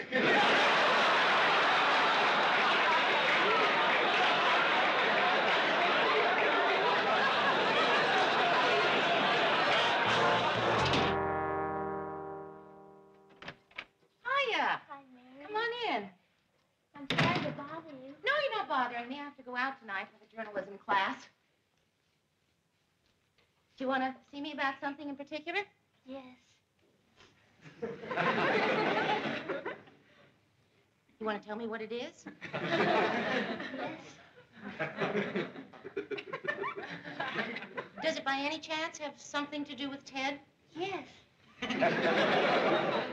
Has somebody been telling you things about Ted and me? Yes. And that's what you wanted to talk to me about? Yes.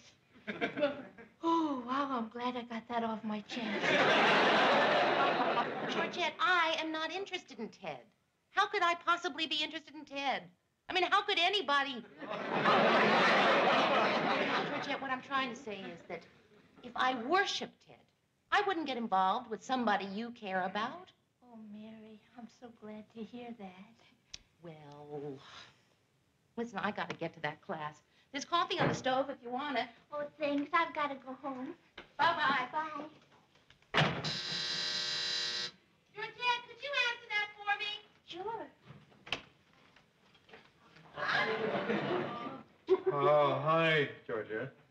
I brought you some flowers. It's all right, Ted. Don't try to pretend. I can see how it is. And, Ted, maybe I'm just a fool, but I want you to know if it doesn't work out, I'll take you back. That sounds fair. Georgette, who was that? Ted, Hi, Mayor. what are you doing here? 3 guesses?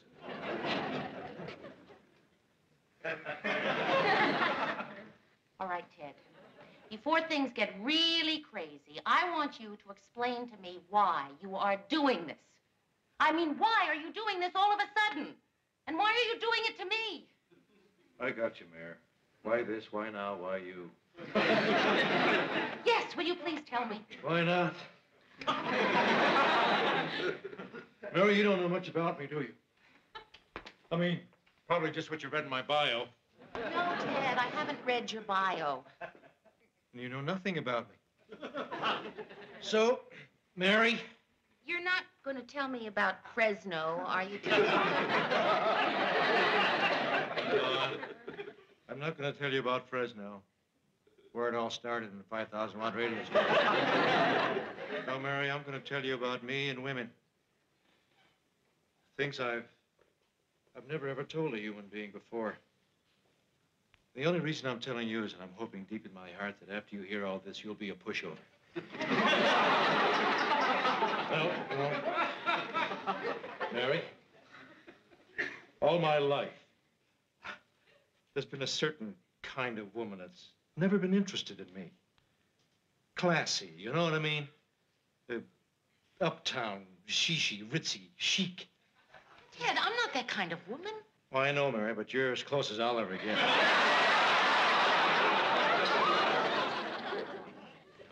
I know. And Georgette's really better for me than you are. Just once, I'd like to prove that I can get the kind of girl like you. But, Ted, you didn't get me. But nobody else knows that.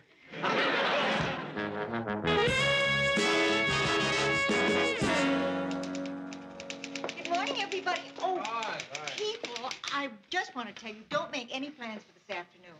I am taping a very special show, and you're all invited. It's called Soul Food for the Adventurous Wasp. All right. Okay, that does it. I've got to say something. I don't know what I'm going to say, but I got to say something. What's wrong? This whole crazy thing with Ted has just gotten out of hand. Now everybody in the building thinks I'm easy pickings. That's ridiculous, Mary. Oh, really? Tony at the newsstand, who for 5 years has been saying, "Good morning, Miss Richards," today greeted me with, "How's tricks, Cookie?" And just now, Ollie, the elevator man, stopped the car between floors, leered at me, and said he was out of gas. Oh, what's the big deal? Ollie has to be at least 85 years old. No wonder he's out of gas. Go ahead, laugh. But to me, this happens to be very serious.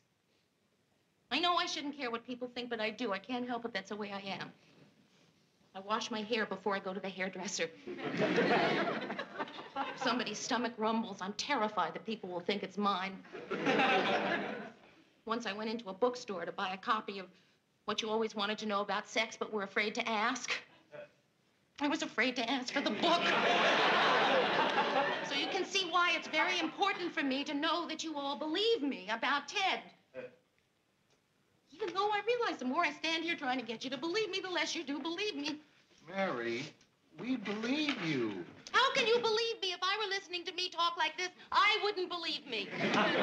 Mary, you gotta calm down. Well, I can't. Mary, you want to come in my office? No, Mr. Grant, the Bernstein story won't do it. I never did understand it. Look, I'm really sorry. I thought I could maybe clear things up. And I don't even know what I'm talking about anymore, and I'm very sorry, so let's just forget it and we'll all go back to work. Hold it. Everybody stay where they are. Now hear this. For the past couple of days, I've been saying things that led you to believe there's something between Mary and me. Well, I lied. In the first place, she didn't propose to me. And in the second place, she never offered to take me to Hawaii. And in the third place, There are no fingernail scratches down my back. They're all lies. I made them all up. To sum it up, I am not now, nor have I ever been, Mary Richards' lover. Now you can go back to work.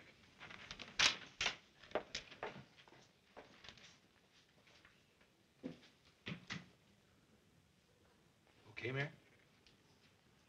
Well, I realized that was very hard for you to do, Ted. Well, nobody's gonna mess around with my little sister. And if anybody ever gives you any trouble, you just come straight to yours truly, okay? I mean anybody. Even me.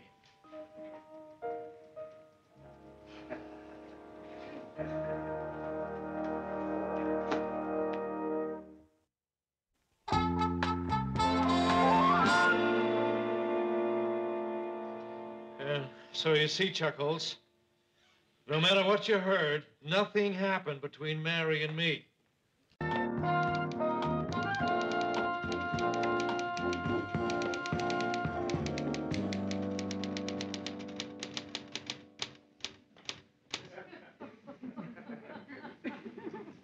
I have a provocative question.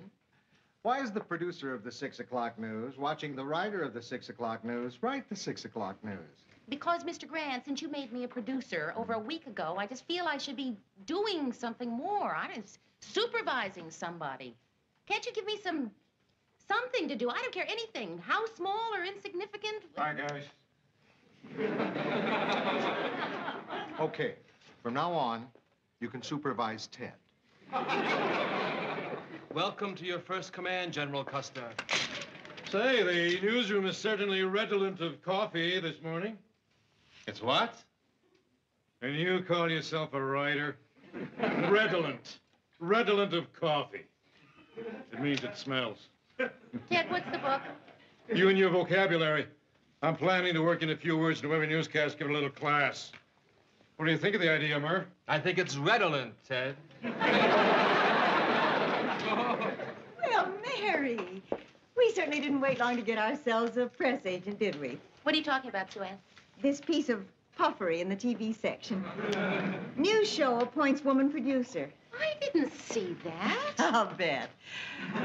With this promotion, Mary Richards becomes the most important woman at station WJM. Someone around here certainly wasn't very reticent. Now, what's that supposed to mean? Reticent? Inclined to be silent? Ted, come on. I know what the word means. Sue Ann, I didn't give them this story. Although I must say, it certainly is accurate. Oh, Mary, you sweet, innocent, naive, albeit ruthless child.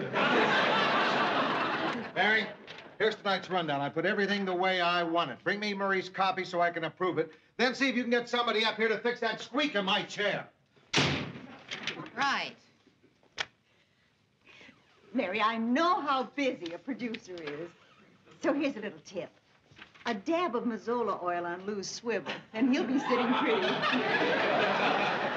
Well, I'm off. This afternoon, I'm doing my annual salute to fruit. I have to go plump my prunes. Here's one for you, Mary. What's superfluous? Me. Come in. Mr. Grant. Did you get something for the squeak in my chair? No, I didn't, Mr. Grant. I am not a chair squeak fixer. You got Murray's copy? No, I thought I would read Murray's copy. I'm the producer. Yeah, that's exactly why I made you my producer, Mary, to relieve me of that kind of chore. Yeah, and that's exactly what I want to talk to you about. I've got to tell you, you've been doing a terrific job. Well, thank you, Mr. Grant, but I don't I'm not think much that you're... on compliments, but this whole past week, you've been just great. I mean it. Well, thank you very much, Mr. Grant, but I wonder You don't if know what it means to have someone you can lean on to step into a job like this, to take the worries off your shoulders. I'm one lucky guy. Well, that's really very nice of you to say, Mr. Grant. You know what the big difference has been, Mary? Since you've been in charge here, nobody's come through my door to complain or to argue about anything. Wow, has that been great? Well, sure, yes, I can see where that would be a relief. Yeah. So I just want to say to you, Mary Richards, thanks for doing the job so well. You're welcome, and thank you, Mr.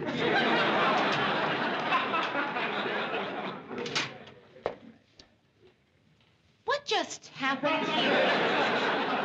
I sandbagged you. You came in here to gripe about something. I took the wind out of your sails. That's why I'm the executive producer. Yeah, and Mr. Grant, I'm the producer. I know I am because I see my name on the credits of the show every night, but that's the only way anyone could tell. Okay. Okay.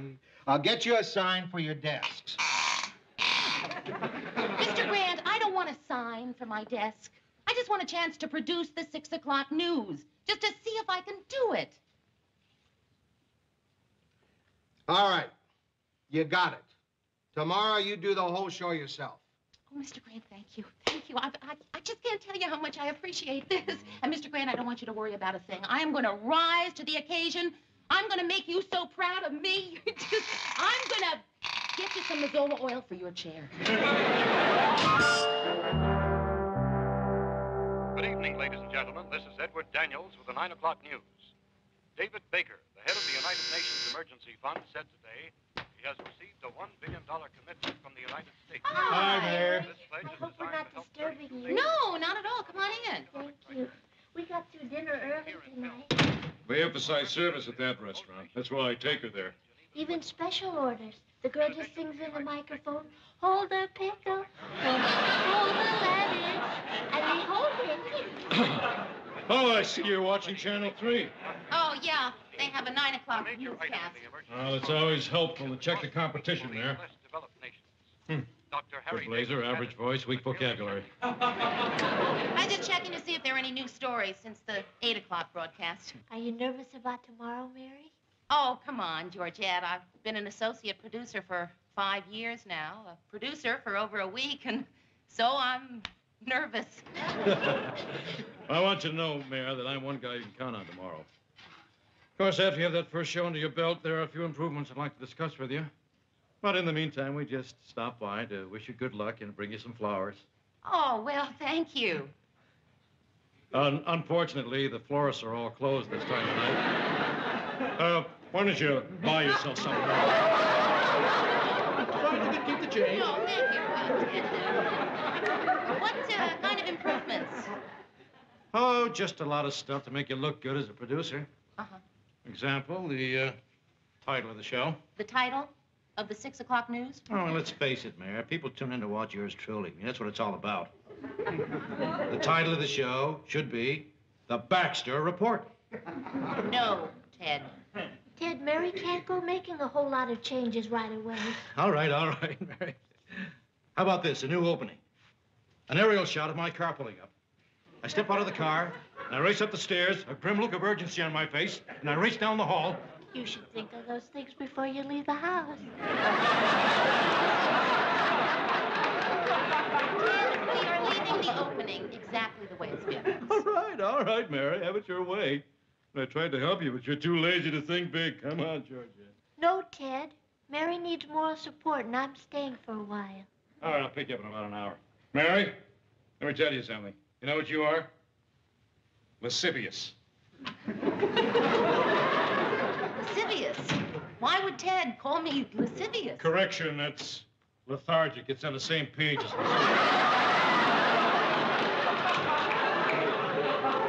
Would you like some coffee? Yes, thanks. Mary, don't worry about tomorrow. You're going to do fine. Oh, thanks, Georgette. Listen, you were sweet to stay. Boy, I tell you, it's times like these I really miss Rhoda. I'll bet you do. What would Rhoda say if she were here? Oh, I don't know that it's anything that she'd say. She'd just listen, I guess. I'll listen. Pretend I'm Rhoda. Go ahead. Well, okay. I'm nervous. Really nervous. You know, about tomorrow. Worried that something could go wrong. This isn't going very well, is it? Are you sure all Rhoda would do is just listen? Well, I guess about here is where Rhoda would have made a joke, you know, to sort of relieve the tension. I'm sorry, I'm not very good at jokes. That's okay. I guess I'm just really tense about tomorrow. This priest is playing golf with this rabbi. You don't have to do this. I know another one about a fat lady and a duck. No, it's your turn.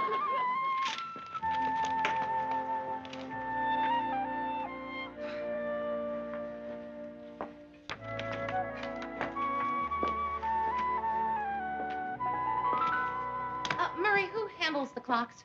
Why? Well, Tokyo is 5 minutes slow. See? Oh, yeah. It's little things like that that cost them the war. What's the matter, man? I don't know. I can't stay seated today. Somehow, I just don't feel a producer should be sitting.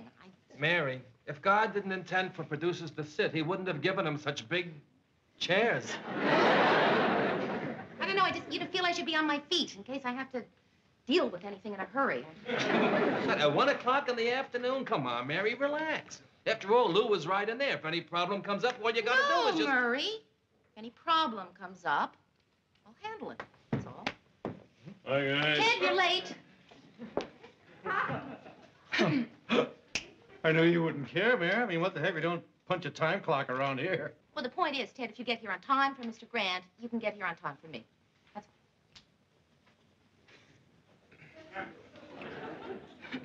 To do what?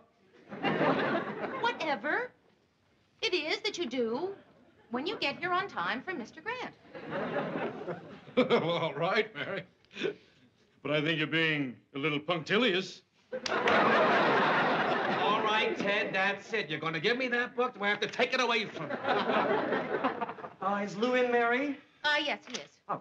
Mel, what did you want to see him about? Oh, I got this note that the producer wants some changes in the set. Oh, yes, well, I'm the producer now. Oh, yeah? Yeah. Congratulations. Thank you. Mel? Yeah, I just want to see what Lou wants. Yeah, but see, I'm the one who wanted the sketches. You are? Yes. Yes. Did you know, Mel, that we haven't changed the basic set in 5 years? Oh. And also, I wanted to talk to you about wardrobe. Ted's blazer, I want to get rid of it. Oh. Yeah, preferably before he has time to take it off. Hey, Lou, you want to check the copy? Murray, give it to me. Oh, I'm sorry, Mary. I just saw Lou Lou, here. I do you thought want he'd to like look at these? Mary thinks the set should be changed. What for? The set's fine. Leave it alone. Mr. Grant, I thought I was the producer. That's right, Mary. Well, then why don't you let me do my job?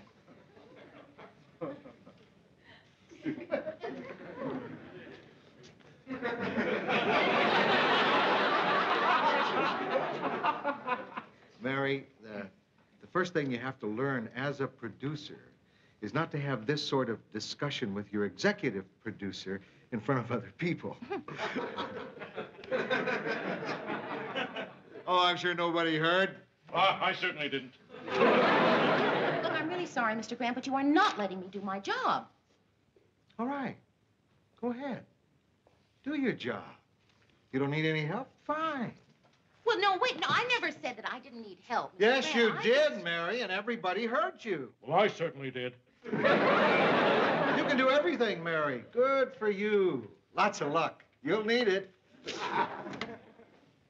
Well, Mary, I guess that'll teach you to be bellicose.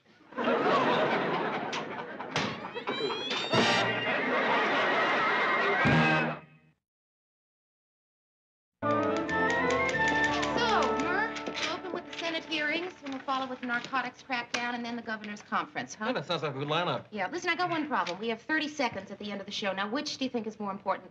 The birth of the baby rhinoceros at the zoo or the California grape pickers strike?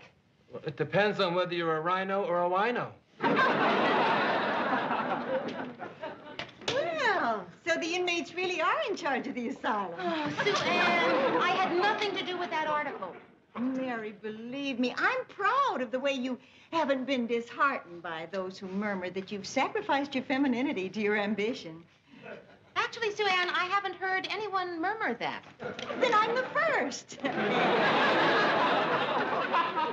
Of course, meanwhile, the man you supplanted is sitting alone in the bar downstairs, destroying himself with cheap booze. How do you know that? I just bought him a drink. Well, carry on, Mary. I'll just watch. It should be fascinating to observe how the most important woman at station WJM puts together a news show. All right, you want to watch? Go ahead, watch. Okay, Murray, I've decided we'll close with the baby wino. I mean, the baby rhino. Hey, Mary, you didn't authorize any wardrobe changes, did you? Oh, well, no, Gus, I didn't. That is, Mel talked to me about them, and I said I would Without think consulting me? Holy cow, Mary, your director has to know about these things. Well, there is nothing to know about yet, Gus. I mean, nothing definite has been decided. Oh, yes, so... it has. He's got Ted wearing a black and white striped jacket, and he's putting checkered pants on a weatherman. Oh, well, no, I never authorized that. Holy Toledo, you can't use stripes. They strobe on you, and checks bleed. Yeah, well, see, all I said was that I wanted a different look. That's all. Well, you got it. Holy Moses, checks and stripes. Bleeding and strobing. All right, Mary, I'll put my foot down. Do you all hear me? I'll put my foot down. Suit yourself, Ted. It's your mouth. Mary, I'm not plugging any of these radical women's lib groups. Ted, come on, there's nothing radical about the Daughters of the American Revolution. I love watching you do the news, Mary. Okay, this is it! His creepy camera pushers have mucked up my designs once too often. Well, what seems to be the problem? Mary, will you tell this fascist he just can't tear down a new piece of set just because he doesn't like it? And will you tell this half-wit you can't use a mirror on the set? Is that so? Is that so? I saw a Fred Astaire picture last night, and it was nothing but mirrors. Mirrors, as far as the eye could see. I think I saw that picture. Isn't that the one where he danced? Holy This is a live TV show. A mirror would reflect the cameras. I adore watching you do the news, Mary. Cool it. That's right, all of you, just cool it. This is neither the time nor the place to discuss this. Now, for today, everything's going to stay the way it is. Tomorrow morning, we'll have a production meeting here at 11 o'clock. You bring the designs and sketches, which I will discuss with you, okay? Okay? Okay. And if you want to come and watch, you come and watch. Any questions? It's not the way Lou would have handled it. Mary, Ted wants you to handle it the way Lou would have handled it. Ted, how'd you like me to punch your face out?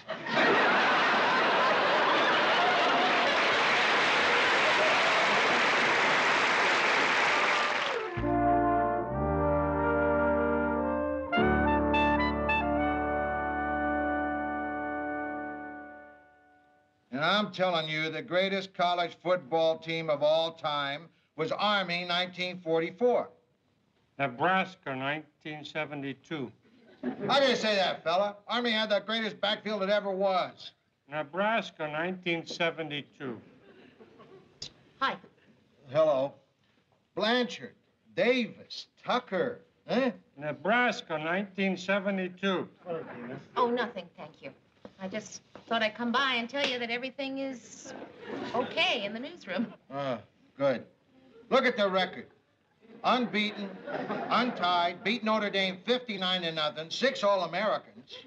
I mean, I knew you'd be anxious to know that. Yeah. Glenn Davis set a touchdown record that still stands. And that's while he was dating Elizabeth Taylor. I knew you wanted to know, because, I mean, it is the first time that I ever ran the whole show myself. Yeah. Nebraska, 1972. Army, 1944. So, I'm really glad that I was able to set your mind at ease.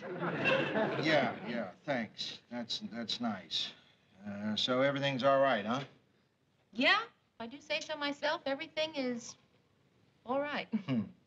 You're not, for example, having trouble with Rollins? No. Who's Rollins? Your sound engineer. I thought you might be having some problems. No, everything's fine, just fine. Good. Glad to hear that, Mary. Yeah. I am managing to get the news on without a hitch. Good for you, Mary. Thanks. Mr. Grant, why did you think I might be having trouble with Rollins? Just a hunch. Okay. Mary, That's Rollins. And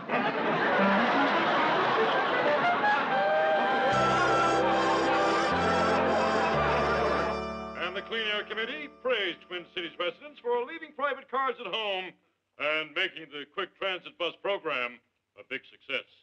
Why does Ted keep frowning? Well, he's mad at me because I wouldn't work any of his vocabulary words into the copy. Oh. It's wonderful, Mary. It's the best newscast I ever saw. Oh, thanks, Georgette. I hope they rerun it. And now a sad item. Monsignor Walter O'Rourke is dead at 87.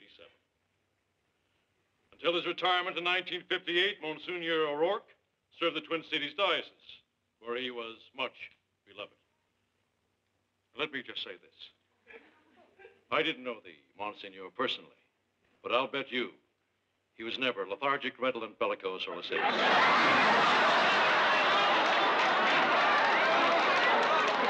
This is Ted Baxter saying good night and good news. At least he pronounced them right. Never mind, never mind. Here comes the good part. Produced by Mary Richards. Is that the first time you've seen that? No, but it's the first time I believed it. Congratulations, Mayor. Ah, thanks, Mur. Or maybe I should have shaken your hands. I hardly ever hug Lou. No, I like the hugging. Hey, I'm very impressed. It was a great show, a perfect show. Except for that one moment when Ted was reading the basketball scores, and a voice from the sound booth yelled, Nebraska, 1972. Well, Mayor, what did you think of my performance? Ted, Mary produced tonight's show, and she would like your opinion. Fair enough. Mary, I thought I was great. Thank you, Ted. Gee, I wonder what Mr. Grant thought. If he watched the show. Oh, Mur, I hope he watched the show. Well, you know Lou. If he liked it, he won't say a word. That's his highest praise. Nonsense, Murr. When I come off a newscast, he talks my ear off.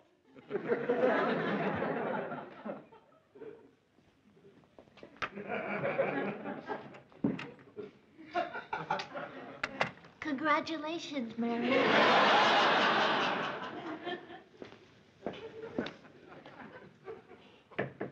Come in.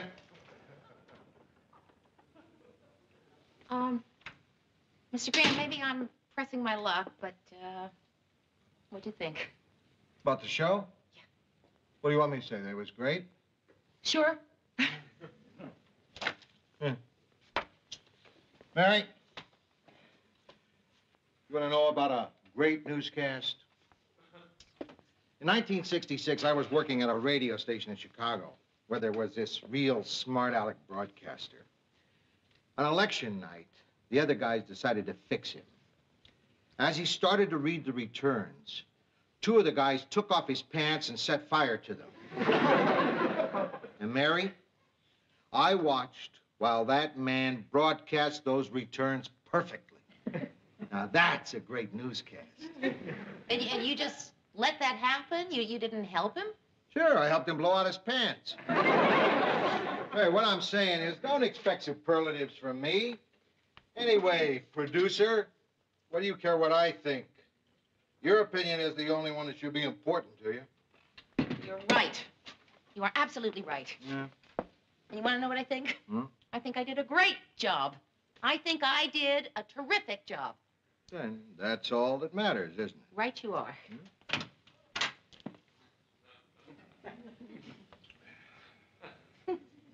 Mr. Grant, what'd you think of the show? It didn't stink. Oh, thank you, Mr. Grant. Oh, thank you. It didn't stink.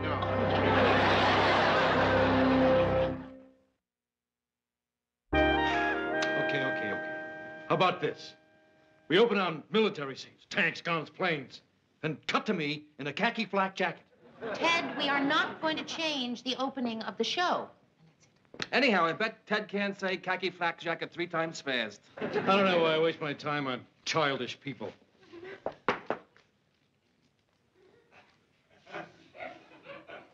Khaki flak jacket, khaki flak jacket, khaki flak jacket. Hi, man.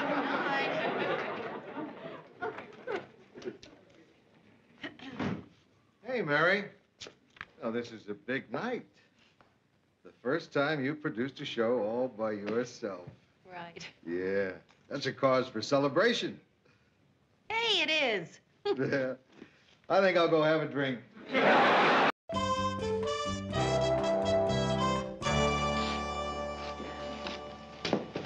Good morning, Murr. Oh, hi. And to brighten your day, I've just placed on your desk 2 humorous thrillers, one of which will be loused up by Ted on the 6 o'clock news. Oh, thank you, Murray. They're my favorite part. Uh-huh.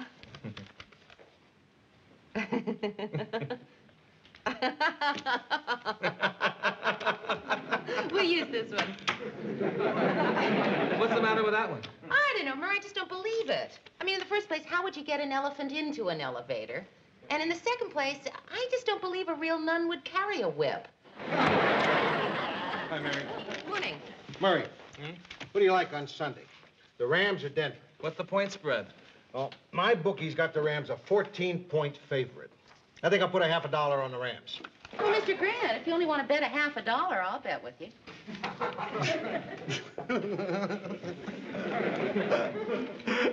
Mary, when I say $50, I don't mean 50 cents.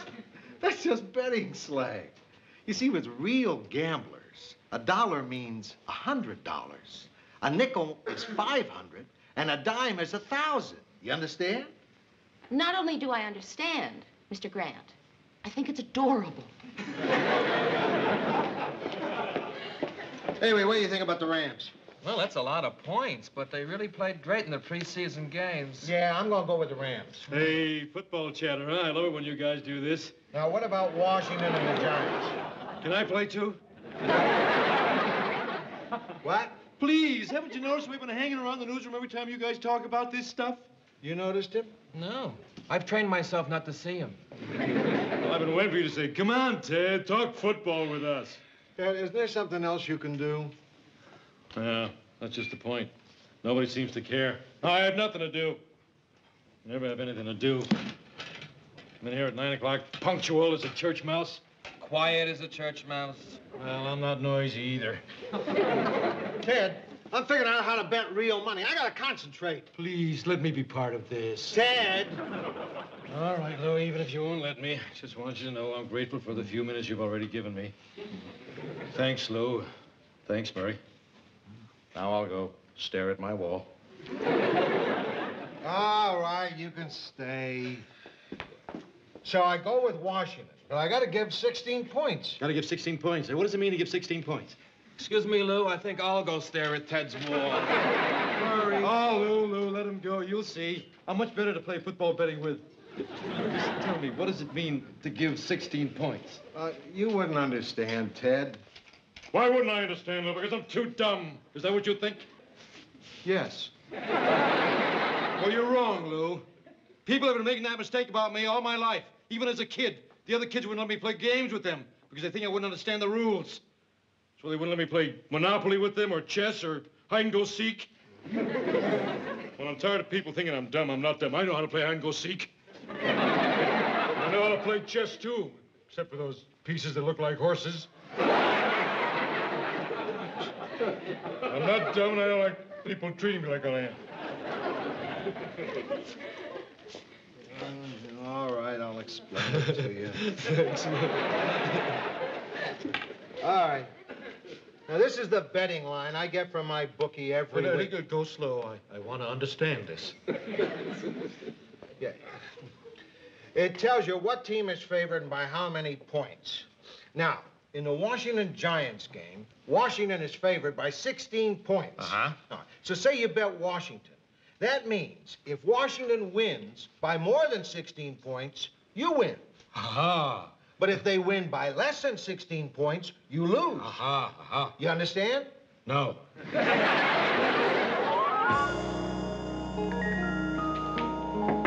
Yeah. Here's the lead story you wanted to see. Oh, thanks. You didn't have a good day yesterday, did you? I lost all 3 games. I never should have bet Washington. A little voice in the back of my head kept saying, don't bet Washington. Don't bet Washington. So why did you bet Washington? Because a voice in front of my head said, dummy, you gonna listen to a voice in your head?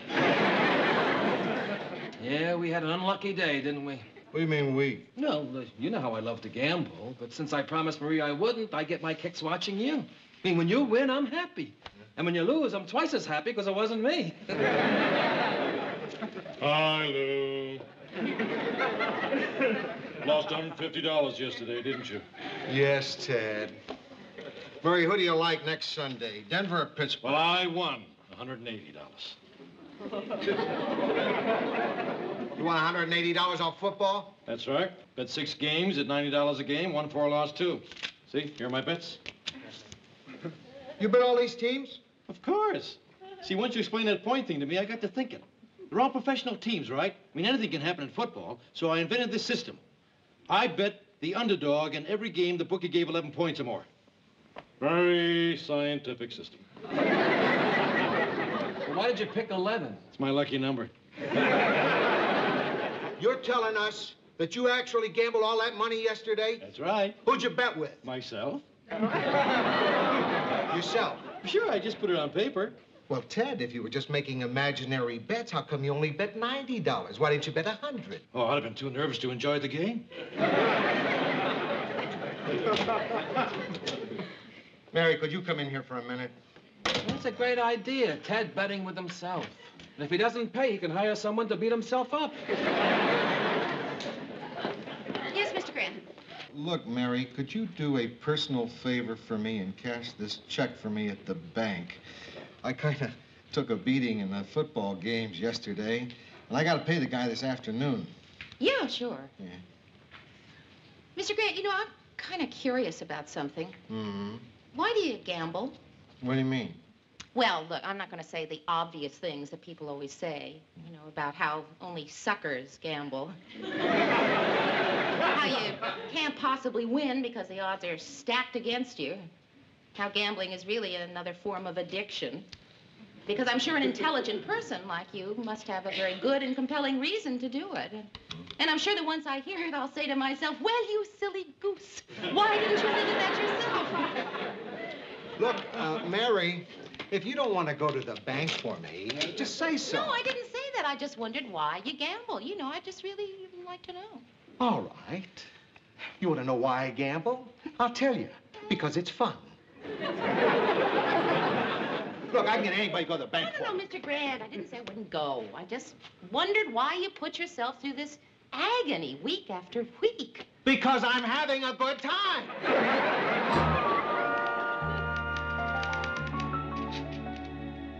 Touchdown! Another great day for the system.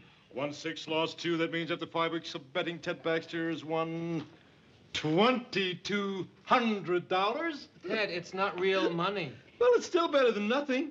I wonder how Lou made out yesterday. Hi, Lou.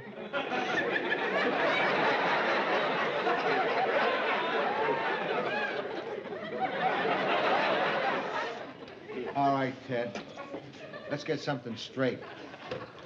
I don't want to hear about the system. I don't want to hear how much the system bet. I don't want to hear how much the system won. In fact, I don't want to hear anything at all about you and your dumb paper bets. Is that clear? Sure, Lou. Anything you say. Lou doesn't want to hear that the system's ahead $2,200. It's okay with me. Listen, Ted. If you're so sure of this dumb system of yours, why don't you put some real money on it? Well, it so happens I've been thinking of betting some real money. You're going to bet some real money? That's all right. I just may do so this week. Okay, Ted, I'm going to call my bookie right now. And if he's open for business... Hello, Al? Lou Grant. Yeah, Listen, I got a friend of mine here, and he'd like a little action. Yeah, his name is Ted Baxter. And here he is. Hello, Al. Can you talk?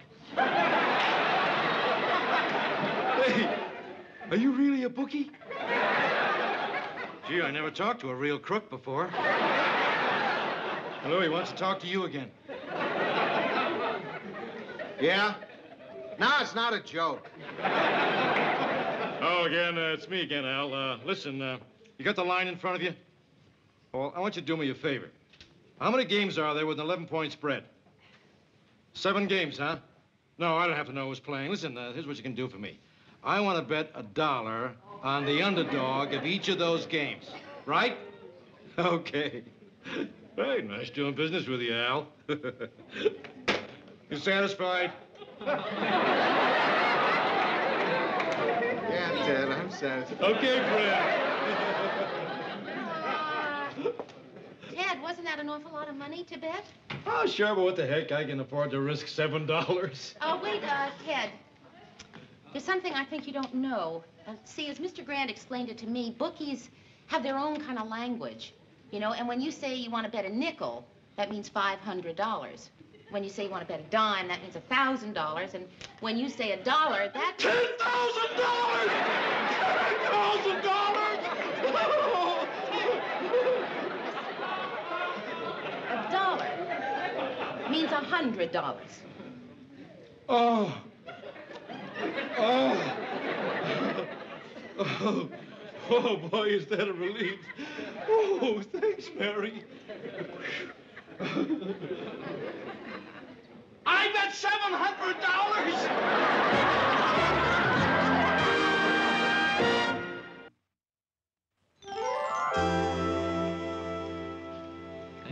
Can you believe it?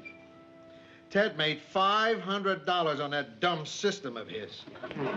He won 6 out of 7 of his bets yesterday. 6 out of 7 bets. Yeah. What did he say about the one he lost? He took it very well.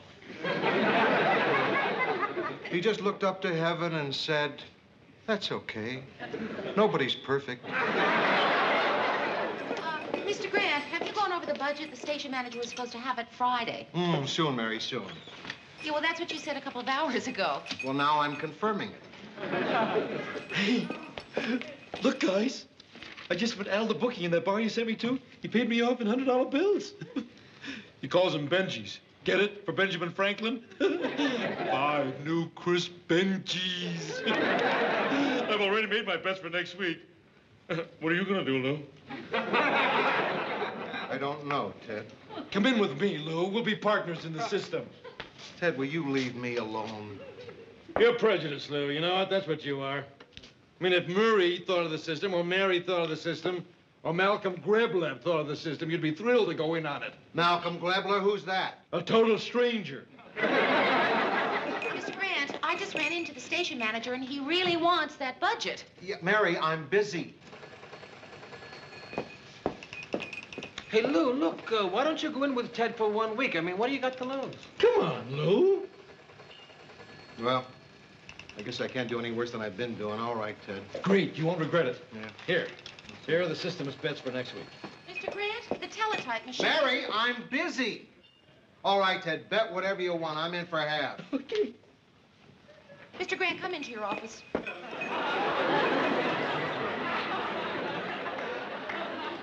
Sit down, please. This better be important. Do you know you're a wizard? Was that it? I mean it, really. Only a wizard could make me feel that I am intruding because I want to discuss news in the newsroom. No, Mary, you're not intruding at all. Mr. Grant, these bets are becoming an obsession with you. And I realize it's none of my business, except that it's getting really hard to get any work done around here. Are you jingling? What? Are you wearing bells on any part of your body? I have them on my belt. And that's all I am going to discuss about it, Mr. Grant, because that's a tactic of yours to try to change the subject and make me feel awkward about something ridiculous. Like bells, Mary? Mr. Grant. I apologize. Look, I don't Now, think you're that... absolutely right in everything you said or will say. Now, is there anything you'd like to add to that? Mr. Grant, I came in here to have a serious discussion. Mary, I've already made your point for you. You don't want to belabor this, do you? I'm wrong. Okay. I accept your apology. We all accept your apology. We all? Dancer, Prancer, all the gang.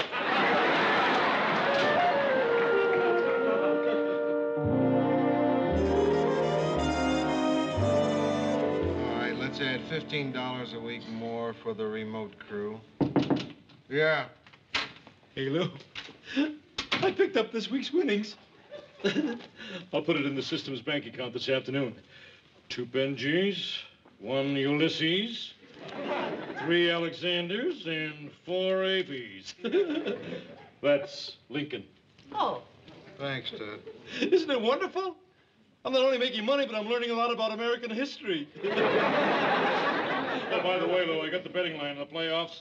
Looks like the system won't be able to make any more bets from here on in. There won't be any more spreads with over 11 points. But we'll do it again next year. It's such a wonderful thing we're doing. Ted, don't make it sound so noble. Well, it is noble, Mary. Do you know who's behind gambling? Organized crime. That's who. And that makes it noble? Of course. If I keep on making this kind of money, I'll bring the syndicate to its knees. As long as we do something to stop crime in this country, I'm going to keep on betting and winning. As long as there's a breath of life left in it.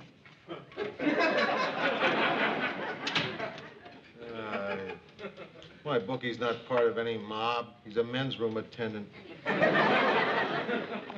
When he loses, he just cuts down on supplies. So all Ted's doing is just driving a lot of men out into the streets with wet hands.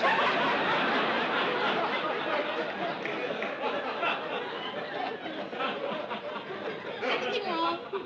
Anything wrong? I'm not sure. If you're not sure, there's probably something wrong. I don't know. Suddenly I just feel a little depressed. You want to go to lunch with me? Sure. Wait a minute. I know it'll cheer you up. It is such a gorgeous day outside. I mean, it's really nippy. What do you say, instead of going to some stuffy restaurant, you and I go over to the rink, rent a couple of skates, and skate the lunch hour away? I've never done that on my lunch hour. And I never will. The stuffy... Right.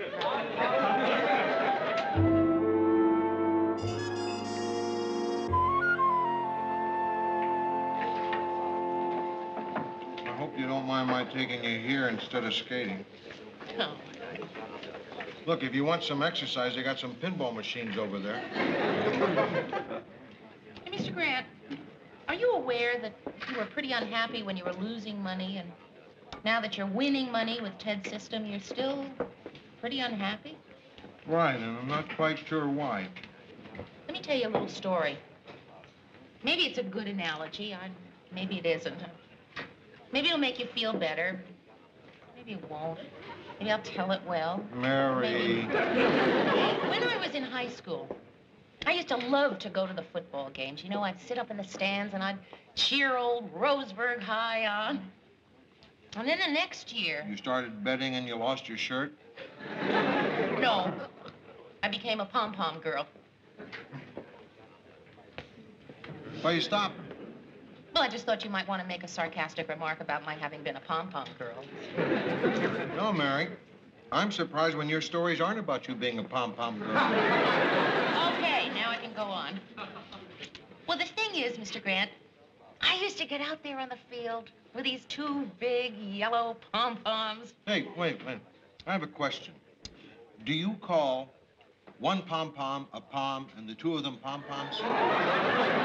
No, one is a pom-pom. Then why aren't the 2 of them called pom-pom-pom-pom? Well, now, of course, the whole point of my story is going to be lost. Go ahead. Okay, the point is, these were very regimented routines. And I found that my cheering became mechanical, you know, because it was controlled by somebody else. All the fun went out of it for me. Mary, you spent a good part of our lunch hour warning me against ever becoming a pom-pom girl. Mr. Grant, the thing is that even though Ted is winning money for you, you're not having the fun of doing it yourself. Yeah, maybe you're right. I got to think about that. Good. Yeah. Listen, I got to get back to the office. I have to make up tonight's lineup. All right, you go ahead. I want to talk to a guy here. Hey, Al. Wait a minute, you got dessert coming. What do they have? You got a choice, ice cream or a cigar. Pass. All right, Hiya, Lou. Sit down. Say, Lou, could you do me a favor? What? From now on, could you pick up your winnings instead of that guy Baxter? Every time I pay him off, he giggles. I don't like losing to a guy who giggles and then says to me, the weed of crime bears bitter fruit. Al, he thinks you're a part of the mob. What's that about the mob, Lou? I'm not in the mob. I'm in the John. So what are you doing with all that money you're winning? Well, at this moment, it's in the bank. Gee, with the state the economy is in, you're taking a big gamble. Beautiful spiral being held up by the wind. Fair catch, Jones at his own 39. And there's the 2-minute warning. There's a 2-minute warning. Looks like that's the ball game, Lou. What are you talking about? They're only 12 points behind. They still got a chance. Anything can happen. Well, I agree with Andy. I think the game's over. Thanks for inviting us over, Mary. It was a wonderful brunch. Oh, thank you. I couldn't have enjoyed the football game more if I'd understood it. I'll just get ready, Teddy. He hates it when I rhyme something with his name. Sometimes I say, steady, Teddy. Or, how's your cousin Eddie, Teddy? But the one he hates most is, have some spaghetti, Teddy. She only does that because she knows I can't get back at her. I mean, nothing rhymes with Georgette. You bet.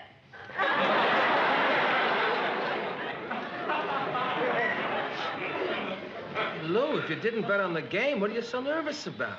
I bet it. Come on, Pittsburgh! You bet a lot? Everything. $2,000.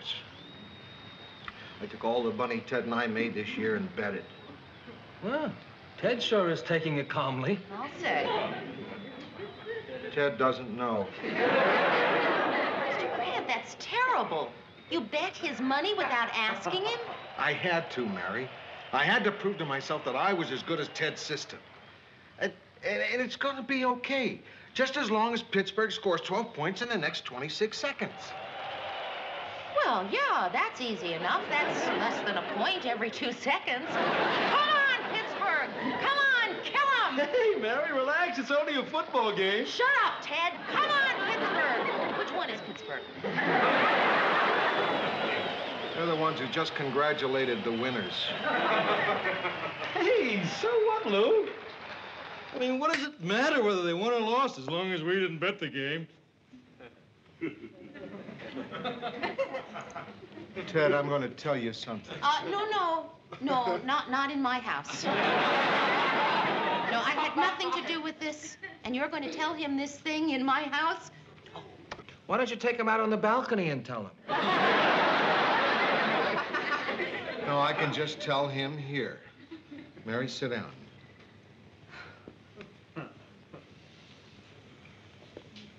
Ted. Yeah, Lou? That $2,000 we made on football this year, I bet it all on the Super Bowl and we lost, and it's as simple as that.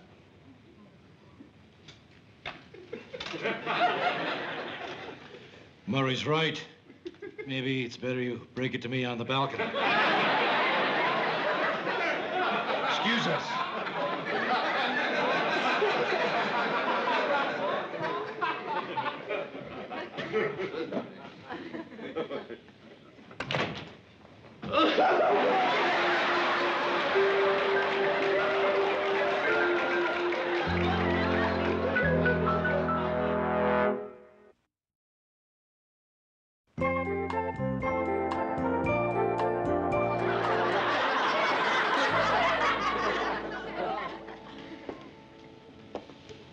How long do you think you'll stay out there, Georgette?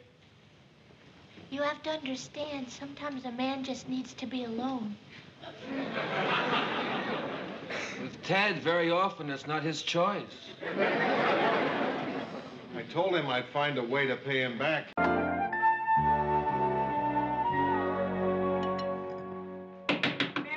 come in.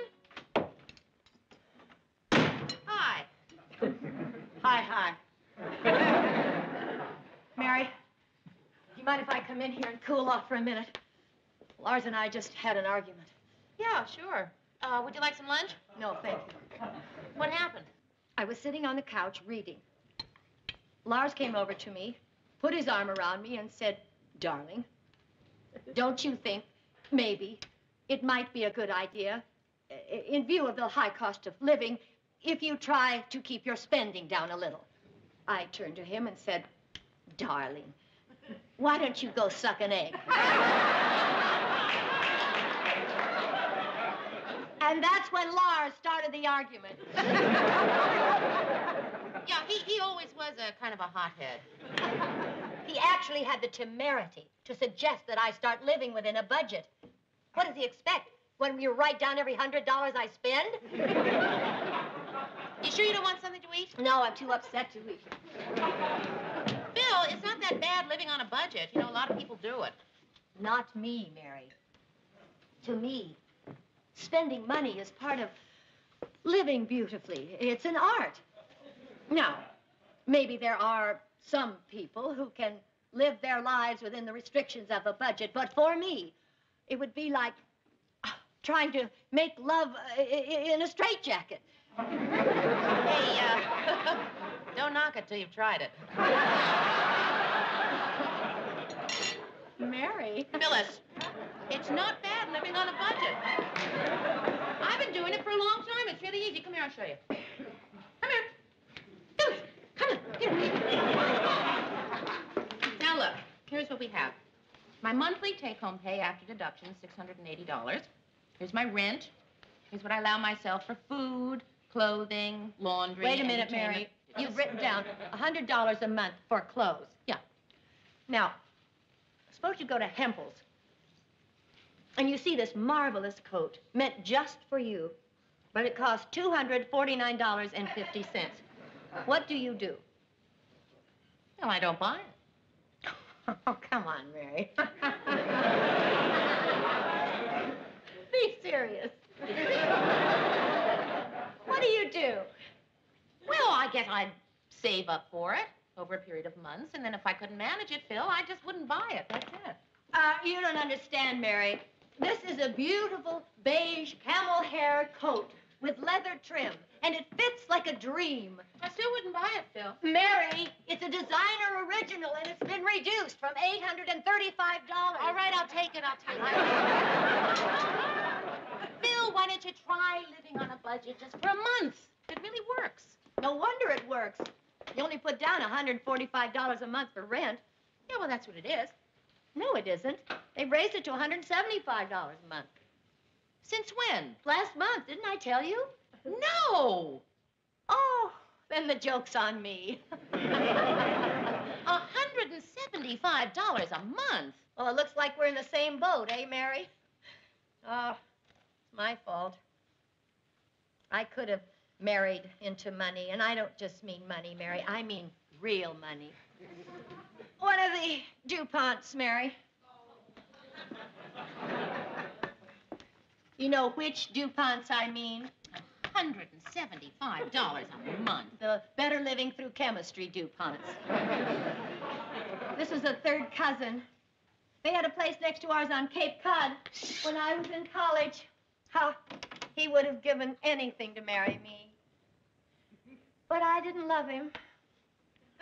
So I didn't ask him.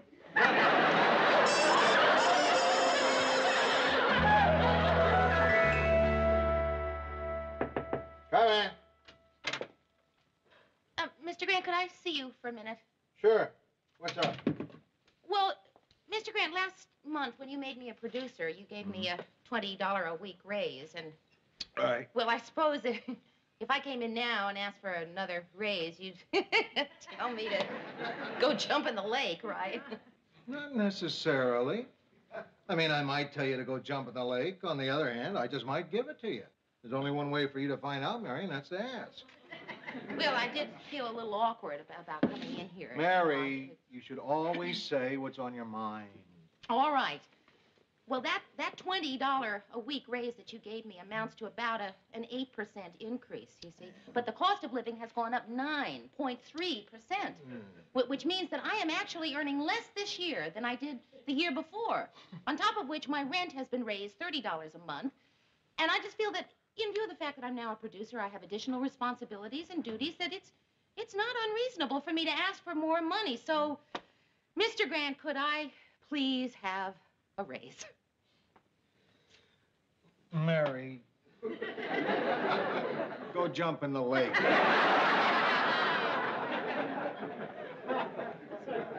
Look, we're over budget as it is.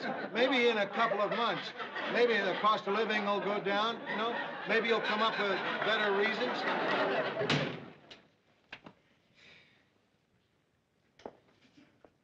What's wrong? Oh, well, I just asked Mr. Grant for a raise, and he told me to go jump in the lake. Bummer. I just don't know how I'm going to make ends meet. And I certainly don't know how you and Marie do it with 4 kids. No, that's not so bad. We get by. Marie has started canning fruit. The girls have started making their own clothes. My son has a paper route. And last night, I held up a liquor store. I just wish I understood more about economics. You know, maybe then I'd understand where all my money is going. No, nobody understands. I understand. You know who's got all the money today? The Japanese. They're taking over. Nice people, but everywhere you go, you see them with their little cameras taking pictures of all the buildings they're going to buy next. You know how they got all that money? While we were busy fighting World War II, they stayed home and made millions. Come in.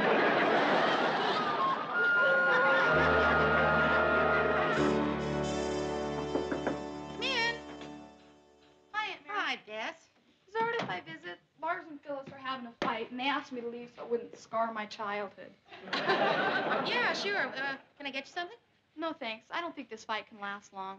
Why do you say that? Well, it's already been going on for 6 hours, and Lars always fades in the last couple of rounds. Phyllis is mad because Lars just cut off her charge accounts. Hi. So, what are you kids up to? Well, you certainly seem to be in a good mood. Well, Lars and I finally talked the whole thing out, and I feel much better. He gave me his point of view, and I gave him a knee in the stomach. You did. No, I didn't. I love him too much for that. But I pictured doing it. Even that made me feel better. Mary, I can't believe it. We're broke. Phyllis, come on, how can you be broke? What about your stocks, your investments? Stocks were all bought on Borders. Margin. Margin. Our Walt Disney stock is down to 25. Isn't that a comment on our society? Disney, down to 25. Disney, who's given us Mickey Mouse, Bambi, Donald Duck, Huey, Dewey, and Louie, Helen Hayes. Our Polaroid went from 88 to 14 in 6 months. Well, what do they expect, the dummies? Getting that Sir Laurence Olivier to do those commercials, they could have saved a fortune, gotten Durward Kirby. Come on, Bess. Phyllis, you can't possibly be broke. I mean, look, Laura still has his practice. Business has been terrible lately. In a recession, dermatologists are the first ones to get hit. If people need brain surgery, no matter how trivial. They find the money somehow. But if people get a rash, they just scratch till times get better.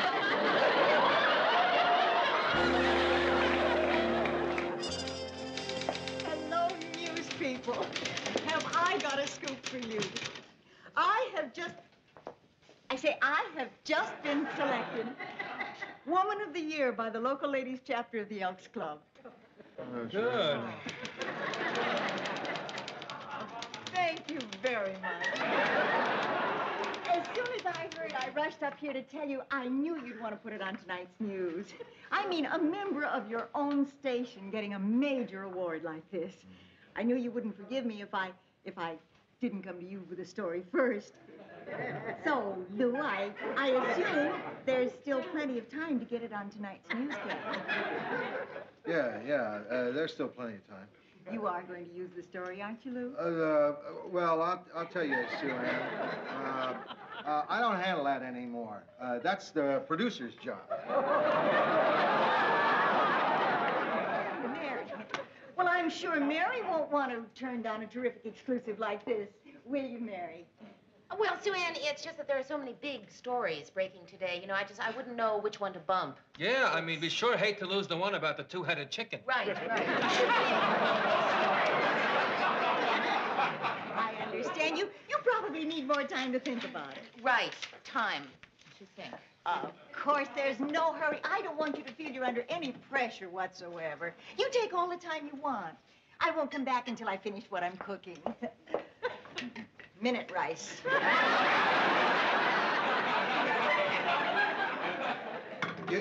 You're not seriously thinking of using that Sue Ann story, are you? Well, I don't know, Mr. Grant. It is my decision, isn't it? This is a news show, Mary, and I don't want any publicity puffs on it, and I don't care who they're for. And I want you to tell Sue Ann, if she ever comes around here again asking for a silly plug like that, I'm going to throw her out of the office. Well, why didn't you tell her that yourself? I'm scared of her. Mary? Hi, Phil. Sorry to bust in like this, but I had to tell you. Murray, you'll be interested in this. I, Phyllis Lindstrom, have decided to get a job. Phyllis, that's sensational news. Yeah, but somehow I don't think it's going to bump the two-headed chicken either. Aren't you impressed, Murray? Well, sure I am, Phyllis, but you've had jobs before. Ah, but that was different. That was in order to make better use of my God-given talents, to fulfill myself as a human being. Now, all I want is the bread. So, here I am out looking for work. Lou, I just wondered, are there any jobs open on your show? I'll take anything. I don't care how low or menial it is. How about Mary's old job? Phil, Mary has Mary's old job. Listen, what about that real estate office you worked in last year? Why don't you go back there? People don't buy houses in a recession, Mary. The Lakeview Real Estate Agency is a Japanese restaurant.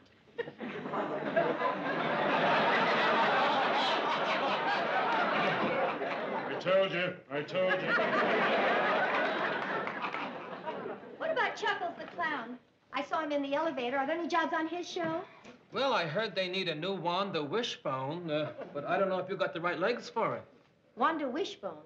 Yeah, two kids come out of the audience, and each one of them pull on a leg. The winner gets a bicycle. How do they decide who the winner is? I don't know. But they have to hire a new Wanda for every show.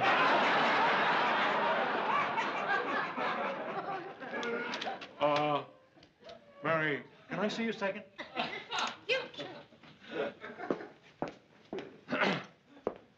Have Phyllis and Sue Ann met since the time that Sue Ann had the affair with Phyllis's husband?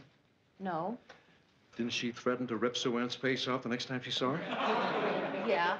Well, you better get Phyllis out of here fast. I've just passed her. She's on her way out. Uh-huh. Phil, listen, why don't you and I go downstairs and get a cup of coffee, huh?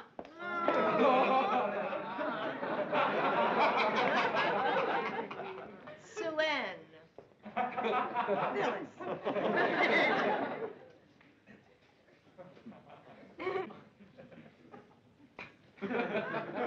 Tell me, are there any jobs on your show?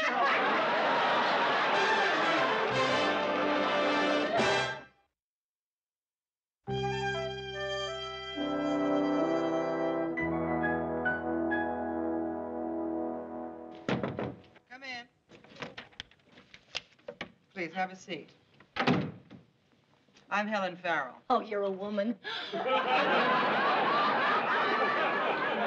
That's right. I'm so glad. I was afraid you might be a man. But I know that as a woman, a sister, as it were, you'll be more compassionate, understanding, sympathetic. Honey, it's been a long day. Don't bust my chops. Okay?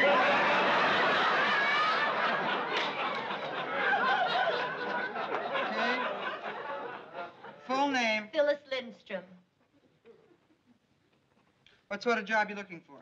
Well, something interesting. A position of authority that pays extremely well, but would still leave me plenty of free time. Have you considered running for vice president?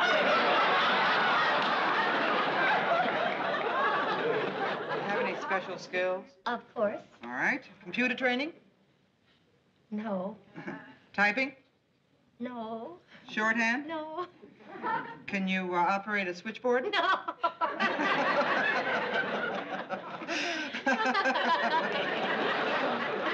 are your special skills? Well, I have an uncanny knack of choosing the right wine for dinner. That certainly narrows things down. Well, why don't we take a look and see what we've got? Okay. Oh, here's one. Must have come in while I was out to lunch. Bright, charming, intelligent woman for assistant to president of public relations firm. No experience necessary. Expense account plus $15,000 a year. Oh, that's wonderful. Mr. Greshner, I have a bright, charming, intelligent woman who'd like to apply for that job. Oh, good. She'll be right over. Her name, Helen Farrell.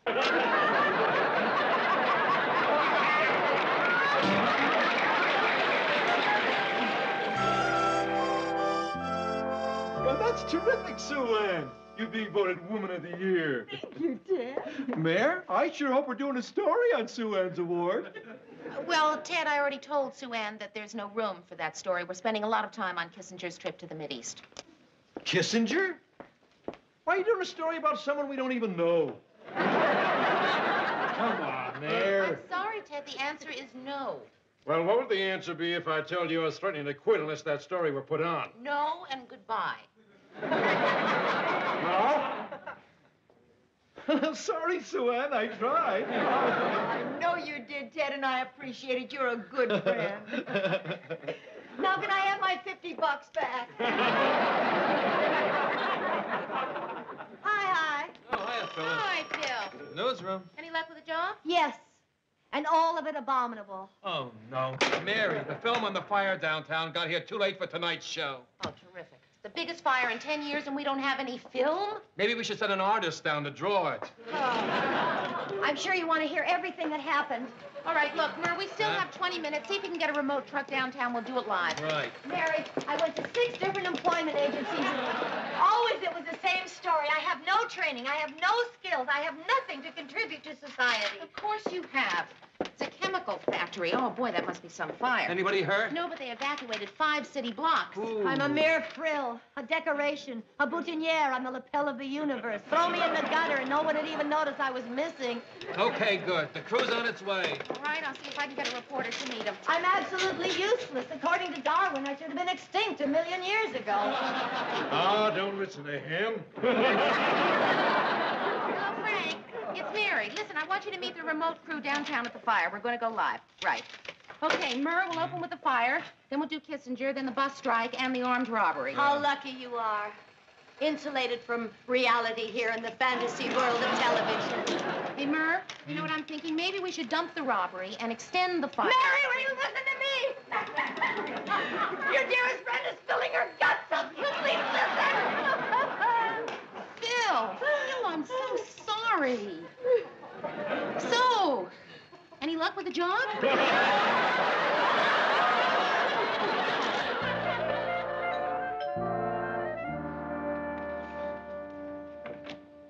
Hi, Aunt Mary. Hi, Bess. Is your mother home? She just woke up. Oh, I haven't seen her in a couple of days. I just wondered how she was. Did she get a job? No, and she's really been trying hard, too. Oh, that's too bad. Yeah. She was offered one job, a receptionist at a funeral home. But she said she'd starve before she'd wear black every day. I gotta go to the library. See ya. Bye-bye.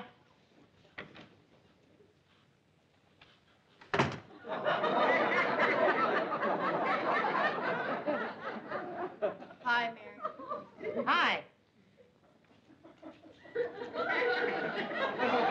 You all right?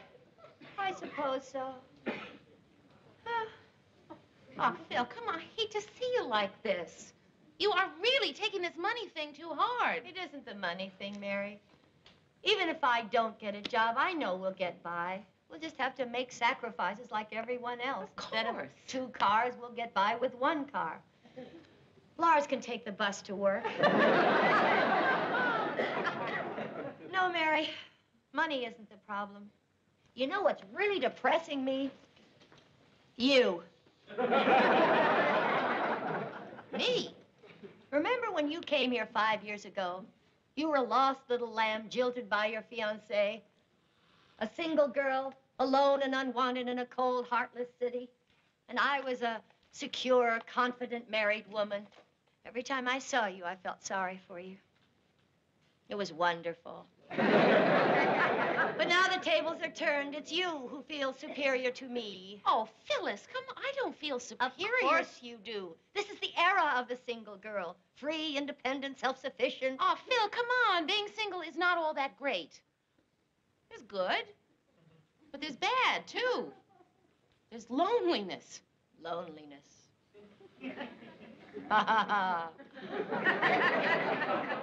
You don't know what loneliness is till you get into bed with Lars.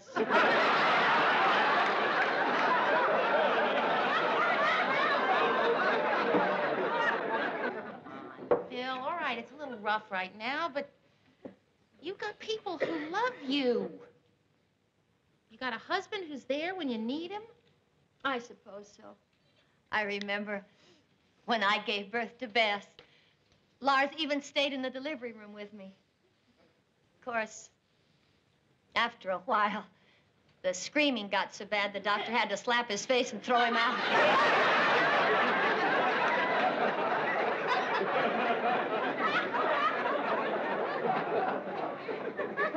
But admit it, Mary. You wouldn't dream of trading your life for mine. You've got a terrific life. Phyllis, I told you my life is not that terrific. Are you saying you would trade your life for mine? Well... Would you? Be honest. Well, to be perfectly honest with you, Phyllis, no, I wouldn't trade my life for yours. It's a lousy thing to say. Oh, Phyllis, nobody would trade their life for somebody else's. Would you trade your life for mine? Would I trade my life for yours? Oh, getting up at 7 o'clock every morning. Catering to the whims of my boss day in and day out. Fending off the grubby advances of my dates. And praying desperately I'll meet somebody I'll really care about. Would I trade my life for yours? No. I wouldn't. Mary. Oh. I'm sorry. Oh, you're all depressed and feeling rotten about your life now, aren't you? Well, no, I'm not feeling rotten. Just like old times. Isn't it wonderful?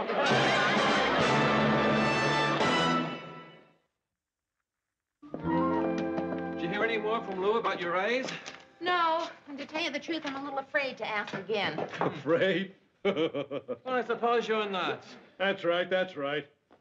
In fact, I've been thinking of going in there and asking Lou for a cost of living increase myself. Well, why don't you go in there and do that? All right. And I'm going to get that raise, too. You know why I'm going to get that raise? Because I just figured out how to handle Lou. I'm not going to ask him for a raise. I'm going to demand it.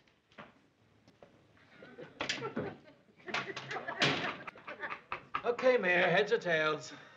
What are we deciding? Which end Ted will land on when Lou throws him out of the oven? Thanks, Lou. Nice doing business with you. আব্বা আম্মা যদি তোর ছোটকালে জানতো তোর হাইটের লগে তোর গাদামির হাইটটা একটু বাড়বো তাহলে নিজ দিয়ে এমনিতেই 6 ইঞ্চি কেটে দিত তোর আর গাদামি বাড়তো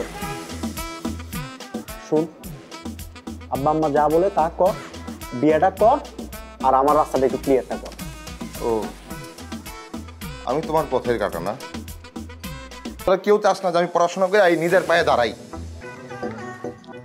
তুই তো নিজের পায়ে দাঁড়াস নাই তুই তো আমার কাঁধের উপর ভর করে দাঁড়ায় আছিস এই আসো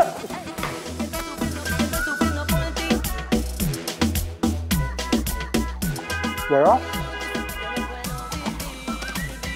এই কি তোরা সকালবেলা এরকম কাঁদতেছিস কেন আব্বাও কাঁদতেছে আম্মাও কাঁদতেছে কিছু আম্মা কি সকালবেলা কি সিরিয়াল দেখা শুরু করছে তাহলে কিছু চুরি হয়েছে বাসায় কেউ মারা গেছে কেউ কি মরার আগে হসপিটালে অ্যাডমিট হয়েছে তাহলে কি হয়েছে সবাই এরকম আয়োজন করে কাঁদতেছে কেন বাবা মা বলতেছে আমার নাকি পড়াশোনার দরকার নাই ধান থাকলে নাকি ধানের মাঝে চিটাও থাকে আমি নাকি চিটার। হ্যাঁ তোর তো ঠিকই বলছে। আর তুই কখনো দেখছো আব্বা আম্মা পোলাপানের সাথে মিথ্যা কথা বলে? ভাই কি ওই কথা কইছে? কইছে আমার 1 মাসের মধ্যে বিয়ে করা লাগবে, বিয়ে করে 9 মাসের মধ্যে বাচ্চা পয়দা দেওয়া লাগবে। মাত্র 9 মাস টাইম দিছে? তুই তো নির্ঘাত ফেল করবি। মানে তোর যে পড়াশোনার কন্ডিশন, তুই 9 মাসের সাথে তোর আরো মিনিমাম 4 মাস টাইম দেওয়া লাগবে, তারপর যদি বাড়ো। আচ্ছা দোকানদাররা অবশ্য নতুন যারা বিয়ে করে তাকে চেয়ার দিকে তাকায় থাকে 2 পয়সা ইনকামের জন্য, তোর দিয়ে সেটাও হবে না। তুই চিন্তা বাদ। হ্যাঁ বল। তুইও? কি? আমি আগে সন্দেহ করছিলাম তুই আমার মায়ের পেটের ভাই না। মায়ের পেটের ভাই হলে তুই এরকম করে কথা বলতে পারতি না। তোর আমার না কোনো মিল নাই, না আছে স্বভাবের মিল, না আছে চরিত্রের মিল, না আছে তোর এই যে চেহারার মিল, গায়ের কালারের মিল, কোনো কিছু মিল নাই। বাইক যা শোন, আব্বা আম্মা যদি তোর ছোটকালে জানতো তোর হাইটের লগে তোর গাদামির হাইট একটু বাড়বো, তাহলে নিজ দিয়ে এমনিতেই 6 ইঞ্চি কেটে দিত, তোর আর গাদামি বাড়তো। শোন, আব্বা আম্মা যা বলে তা কর, বিয়েটা কর, আর আমার রাস্তাটা একটু ক্লিয়ারটা কর। ও, আমি তোমার পথের কাঁটা না, আমি তোমার জীবনের বাধা। তোরা কেউ আমার ভালো চাস না, তোরা কেউ চাস না যে আমি পড়াশোনা করে এই নিজের পায়ে দাঁড়াই। তুই তো নিজের পায়ে দাঁড়াস নাই, তুই তো আমার কাঁধের উপর ভর করে দাঁড়ায় আসছিস। শোন, আমি তোর ছোট হিসেবে চাই তুই আব্বা আম্মার কথাটা শোন, তুই 1 মাসের মধ্যে বিয়েটা কর, আমি কবজি ডুবায়া তোর বিয়ের কাচ্চি খাবো, বুঝছস? এই আসো।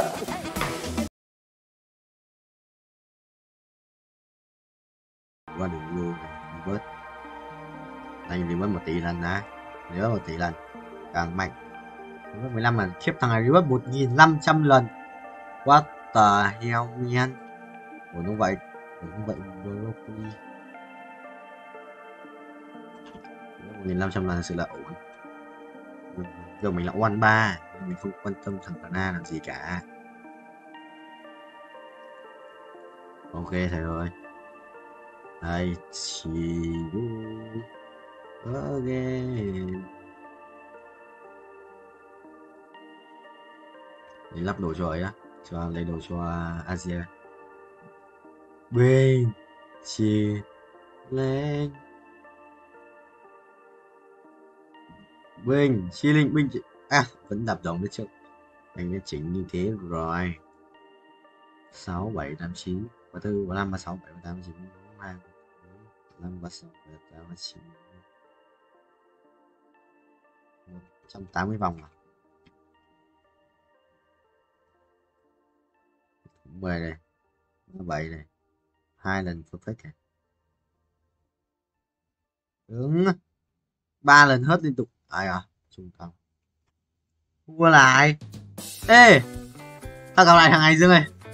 Thằng này tao thua ở trận trước này. Thua thằng này trận trước này, sao tao đái vào lúc đánh xong trận sao? Thế tao vào trận luôn, thế tao vào trận luôn. Đó, cả thằng này nữa này. Thằng này cũng ở trận trước này. Hai thằng tao 1 trong 2 trận trước. Nó để ý tên đi, mình nhớ là đi. Gặp lại à. Vẫy tay xin chào. Nhận phật đi sau. Thương nhớ nhau. Mà ngọc ngờ không muốn rời. Được sao? Ô giờ mình còn chưa ở đây Ari. Nếu mà nhặt Ari vậy, chú bố à? Ari không? Ngàn ở phía trước cho trong ai phải không? Nhưng mà không sao qua lấy tay xin chào.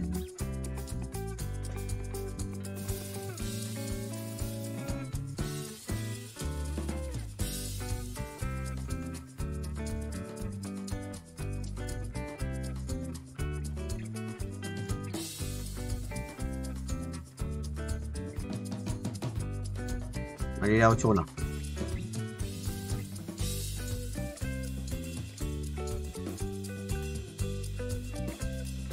Mình tạm ấy. Mình tạm luôn quan tiếp. Từ xong rồi ơi à. Làm chơi đánh cũng bành. Sợ thế. Nếu đánh cay xa Long Vương thì thua đấy. চোখ বন্ধ করলে তুমি যে কি করবে আমি জানি না। কি বলো? কি করব? জানি আমি। বন্ধ করো না, চোখ বন্ধ করো। সত্যি কিছু করবা না তো?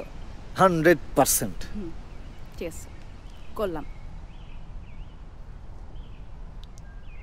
Will you marry me? Mobile, নতুন মোবাইল, আল্লাহ করছো কি তুমি? Thank you so much.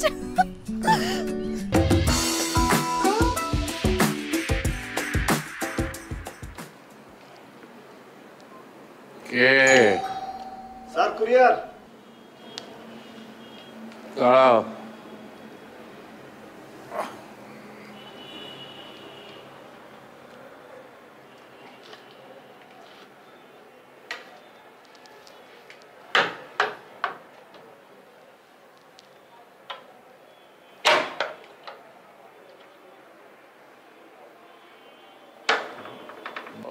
ওরা তো বাসায় কেউ নেই, তুমি টেবিলের উপর রেখে দিয়ে যেতে পারবে? জি জি স্যার, অবশ্যই স্যার।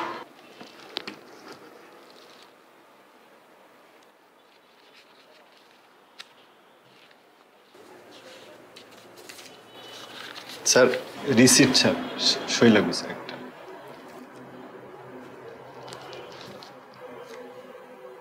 কলম দাও। কলম। স্যার বাইক থেকে নামার পরে স্যার কলমটা খুঁজে পাচ্ছি না স্যার। স্যার একটা কলম হবে?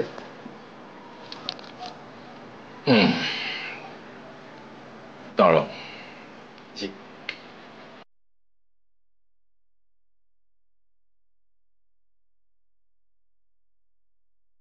যেহেতু আমার লোন দেওয়ার মতো লোকের অভাব, তাই আমি প্রথম পদ্ধতিটাই বেছে নিলাম।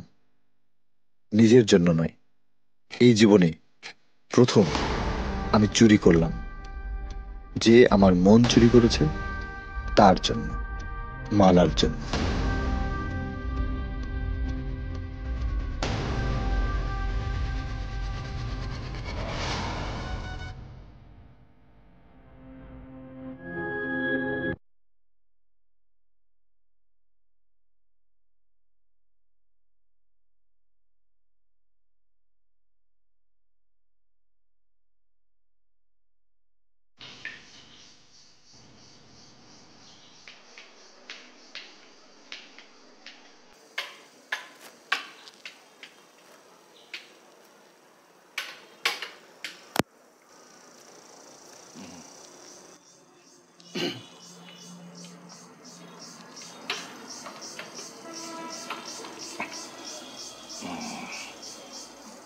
ঠিকানাটা কি আছে ওখানে? জি স্যার। ঠিকানা? স্যার আলেকজান্দ্রিয়া, ইজিপ্ট, মিশর থেকে আসছে স্যার। ও, মিশর। মিশর তো দারুণ একটা জায়গা, বিশেষ করে অ্যান্টিক্সের জন্য। আমি যতবার গেছি মিশরে, ততবারই আমি কিছু না কিছু নিয়ে এসেছি সেখান থেকে।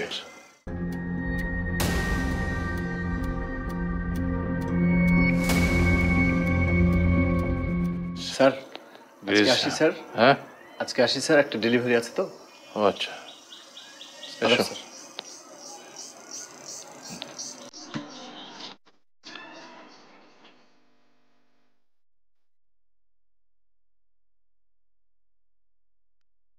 অন্ধপুরের ঘড়ি বিক্রির টাকায় মালার জন্য একটা ভালো মোবাইল কিনে ফেললাম।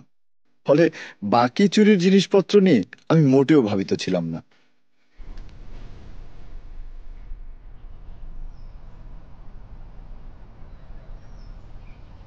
মালা, আজকেও দেরি করে আসছো। প্রত্যেক দিন তুমি দেরি করো, কি সমস্যা তোমার? তুমি না বলো যে আমার মধ্যে একটা নায়ক নায়ক ভাব? দেখো না সিনেমায় নায়ক দেরি করে ফেলে, নায়িকা অপেক্ষা করে থাকে। আচ্ছা সরি সরি সরি সরি। মন খারাপ করো কেন? তোমার জন্য একটা জিনিস আনছি। বলো কি আনছি? কি জিনিস? দাও। কি আনছো? দাও না। না না না, তুমি একটু চিন্তা করে দেখো কি আনছি। এত চিন্তা করতে পারবো না তো। বলো, মাথাটা একটু খাটাও। আরে কি ঘোড়া ডিম নিয়ে আসছো? দাও না, দাও। আচ্ছা তাহলে চোখ বন্ধ করো। চোখ বন্ধ করলে তুমি যে কি করবে আমি জানি না। কি বলো? কি করব? জানি জানি আমি। বন্ধ করো না, চোখ বন্ধ করো। সত্যি কিছু করবা না তো? 100%। ঠিক আছে, করলাম। Will you marry me? Mobile, নতুন মোবাইল, আল্লাহ করছো কি তুমি? Thank you so much. আমার একটা ফোন কি দরকার ছিল জান, তুমি এটা কি করছো? ভালো হয়েছে না? ভালো হয়েছে না? দেখো, বলছিলাম না তোমার কথা দিছিলাম না, ছবি তুলে দেখো। হ্যাঁ ছবি তো তুলবই, দাঁড়াও। নতুন মোবাইলের প্রথম ছবি তোমার সাথে। আসো।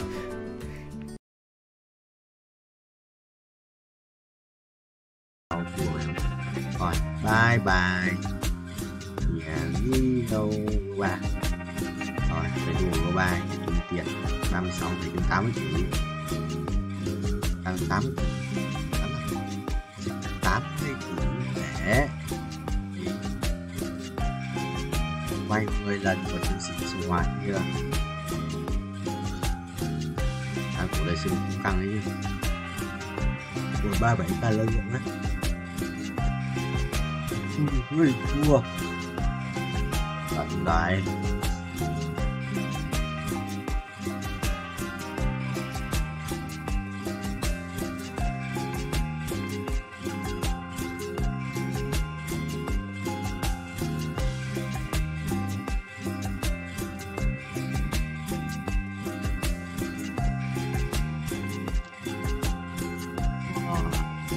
Xong rồi quay 36 mời cái bước lại nha. Đó không perfect, chuyện buồn đấy. Đó đi đây tốt rồi.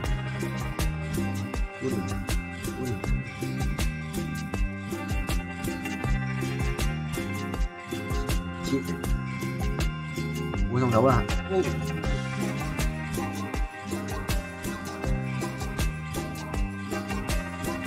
Lòng rất là mở trung tàu.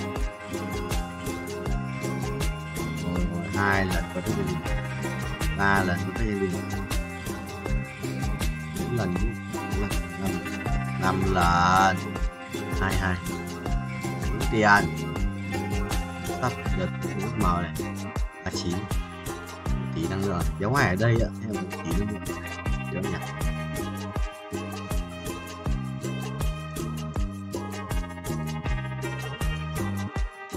Cái gì vậy? Chỉ cần nói nha.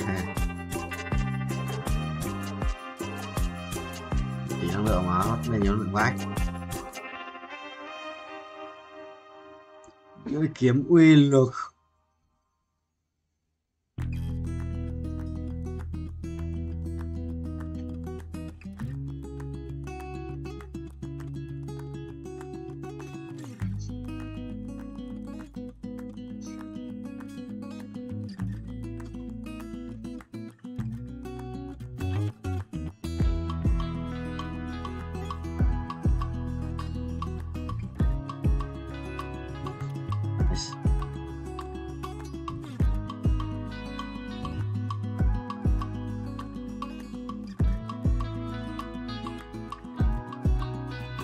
Ui, baby à, hút, hút, rồi, tí chút.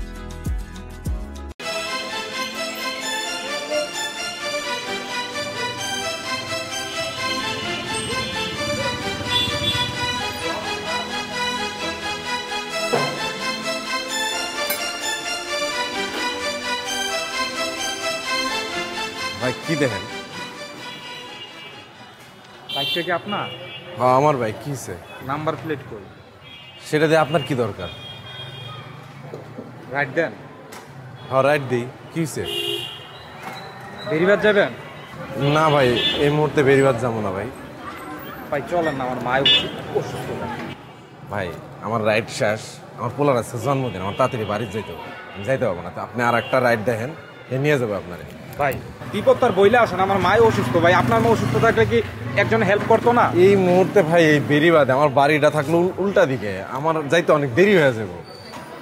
ভাই একটু sacrifice করেন না ভাই আমার মা অসুস্থ আপনার মা অসুস্থ থাকলে কি আপনি করতেন না ভাই একটু বাড়াই দেবো ভাই চলেন ভাই আরে এই সময় বেরিবাদ কেমনে যাবো ভাই আয়ান না আমি তো আপনার সাথে যাইতেছি ভাই আমার একটু নামাই দিয়ে আসেন খুব দরকার ভাই চলেন ভাই আচ্ছা ঠিক আছে চলেন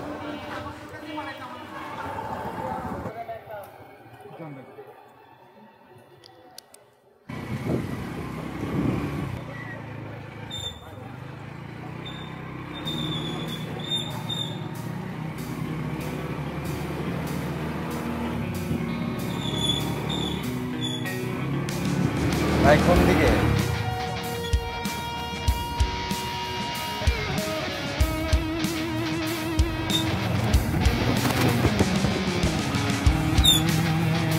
ভাই আর কোন দিকে যাবো কোন তো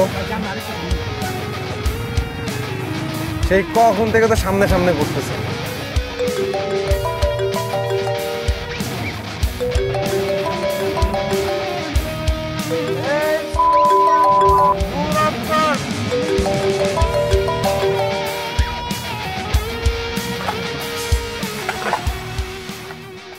মা শফিকরে ডাক দাও এখন অনেক রাত হয়েছে তাহলে একটা কাজ করো ওর জন্য একটা কেকের পিস রেখে দাও আচ্ছা রাইখা দিব না কাল সকালে তুই দিয়ে আসিস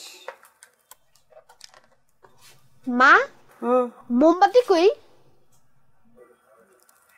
মোমবাতি আনতে তো ভুলে গেছি একদম তাহলে কাজ করো বাবাকে আনতে কইয়া দাও তোর বাপ কি জানে যে কেক কিনে নিয়ে আসছি আচ্ছা আগে আসুক তারপরে দোকানে পাঠাবো নেবো মানে তাহলে একটা কাজ করি আমি নিজে গিয়ে নিয়ে আসি ছোট মানুষের রাতেবেলা বাইরে যাওয়া নিষেধ তোরে শিখাইছি না তাহলে আবার একটা কাজ করো বাবাকে ফোন দিয়ে কইয়া দাও বেলুন আনতে আর বলবা যে তাড়াতাড়ি আসতে আর একটু অপেক্ষা করি হ্যাঁ তারপর কমুনি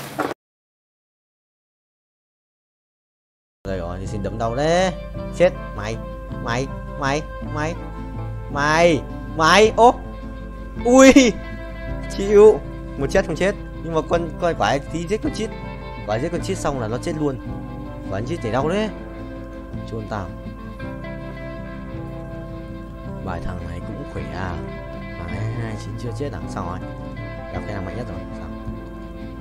Xong. Đây đi.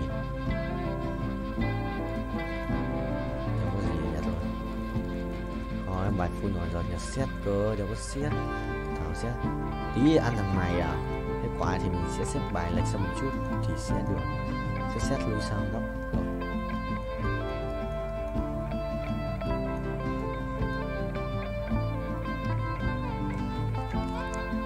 Chuẩn không vậy. 700 củ anh sẽ revert phát nữa.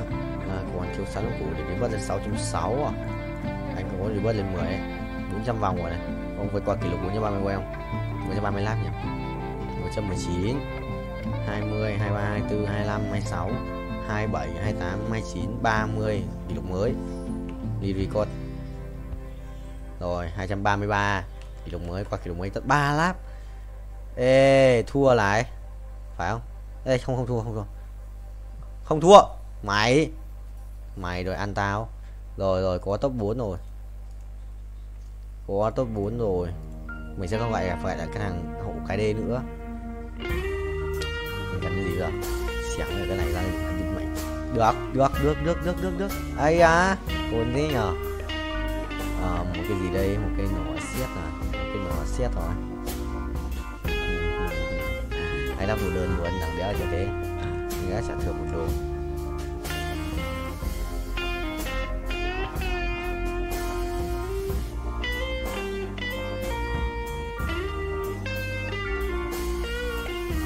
Cây đam phép à?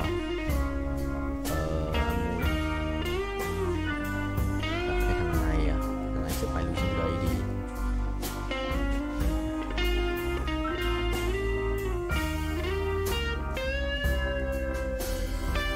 Đây, xong. Để xua thầy Galileo bên kia. Xếp bài láo mà. Phải bay nhanh như ngựa ấy. Thì xếp bài láo thì nó mới phù hợp.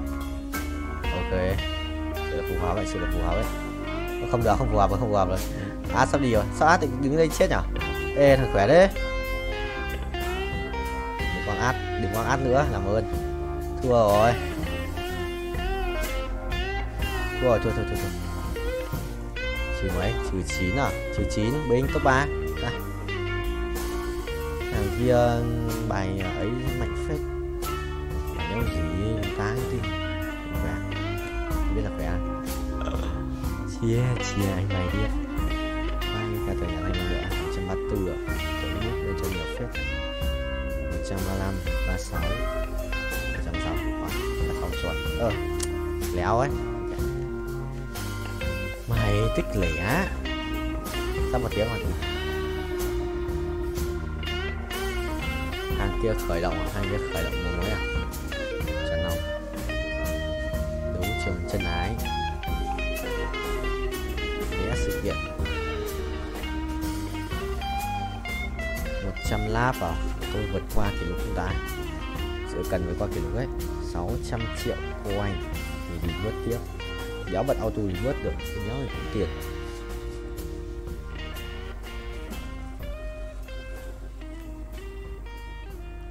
Bài chọn ông thầy ơi. Uống nước này 200 lap.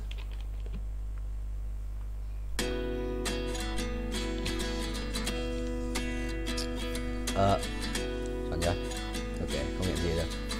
ঠিক আছে আজকে যদি আব্বু আম্মু যদি আমারে যদি বলতো যে সাকিব তুই বিয়ে কর তাহলে আমি এই লইতে বান্ধব তুই চুপ থাক তুমি তো মোর বন্ধু সুরজ রে চেনো মোর মেলা দিনের পুরানা বন্ধু লোকটাও ভালো বিশ্বাসী আর তার মাইয়া যে খারাপ হইবে হিয়া কিন্তু মোর বিশ্বাস হয় না আমার ওই দোস্ত সুরজ রে মুই কথা দিছি তার মাইয়া আয়সার লগে আগামী মাসে মগো পোলার বিয়া দিমু তা বাবা তুমি কি কও আলহামদুলিল্লাহ রাস্তা ক্লিয়ার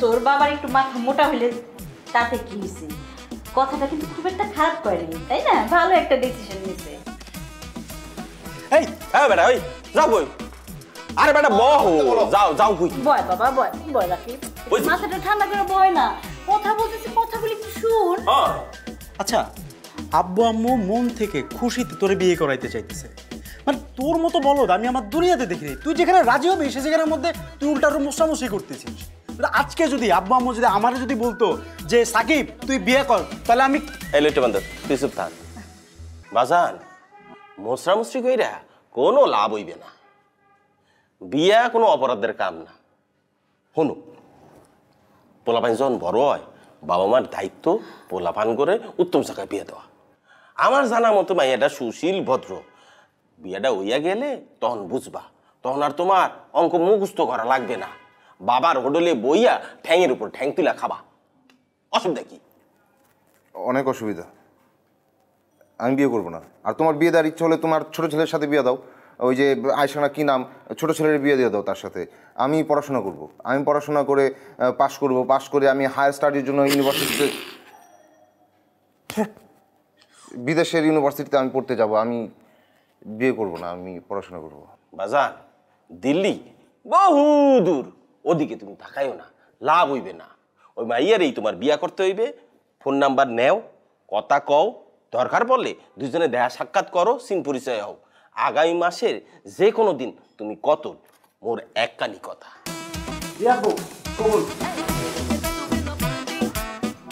আব্বা তোরা তো জানিস তোর আব্বার মাথা গরম যেই কথা বলে সেই কাজ না করা পর্যন্ত তার মাথাটা গরমই থাকে তাছাড়া বাবা সবার তো আর লেখাপড়া হয় না হয় বাবা যে বলছে বিয়ে শাদী কইরা বাবার ব্যবসাটা একটু দেখাশোনা কর এতে করে তোর একটা নতুন জীবন হবে একটা নতুন সংসার হবে তাই না জীবনটা একদম পাল্টায়া যাবে ঝরঝরা হয়ে যাবে তাই না আব্বা আমার কথা শুনতে হয় হ্যাঁ বাজান আমার ভবিষ্যৎ এমনিও ভালো পড়াশোনা করলেই ভবিষ্যৎ ভালো হবে তুমি যাও এখান থেকে যাও আমার মেজাজ একটু গরম হয়ে যাচ্ছে যাও এখান থেকে যাও তোর বাবার কথাটা একটু ভালো করে মনোযোগ দিয়ে চিন্তা কর হ্যাঁ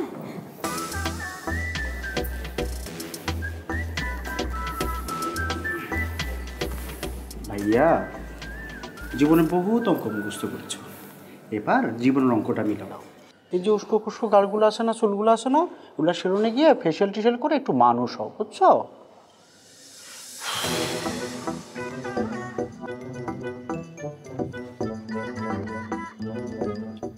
জুতাগুলো না ময়লা হয়ে গেছে, এগুলো ড্রাই ওয়াশ করবো আমি। ড্রাই ওয়াশ করবো?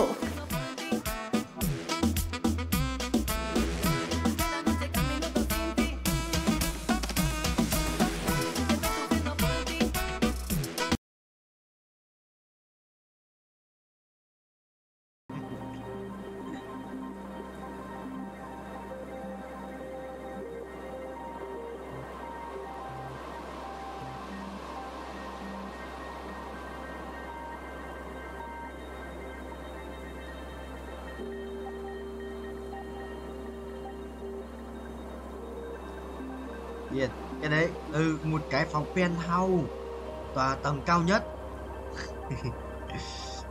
Penthouse như cái đá này.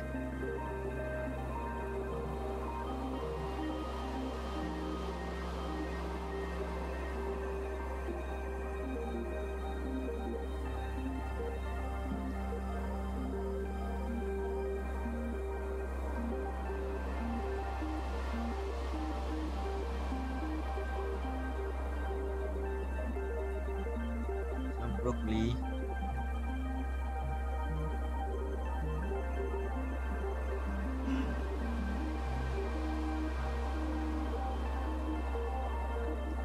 Ui, thế mày không gọi tao? Ông marketing à? Không marketing. Chuẩn không? Chuẩn không? Mày bác chuẩn không? Gì broccoli sắp sinh rồi. Rồi có mỗi cọc thần tài nữa xong hết. Phải thần tài.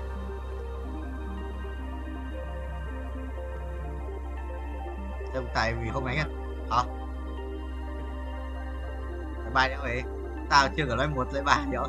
Vừa vào game có lượng người đá mà.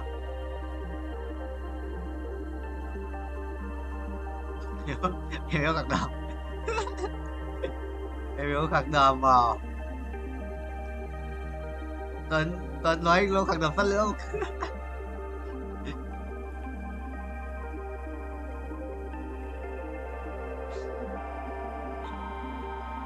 Cả ngày bãi đờm còn vào ra vào câu chuyện của anh Tuấn.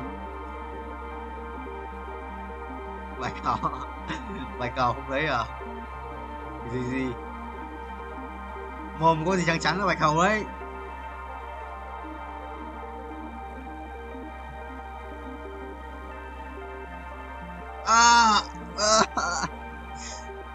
Broccoli.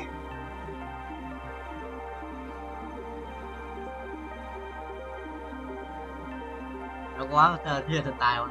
Nó có ấn thần tài. Cái đấy là vàng không phải thần tài.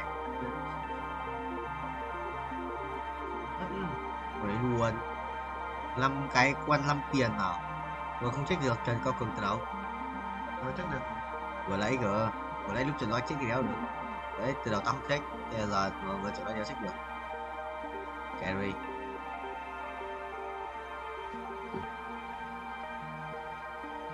Đâu thần tài tao đâu. Ủa. Làm sao broccoli.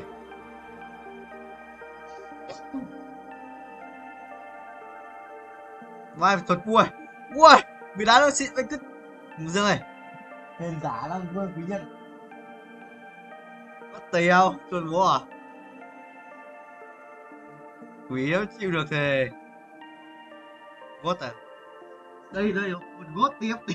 Chuồn mà. Chuồn búa à? Nói cái này chịu rồi.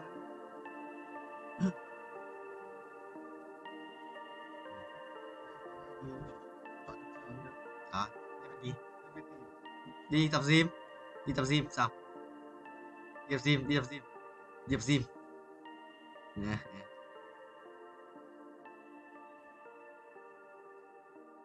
Có tập tay sau không sao? Tập sau không đau đâu. Lúc ấy vào mà nhưng mà không đau.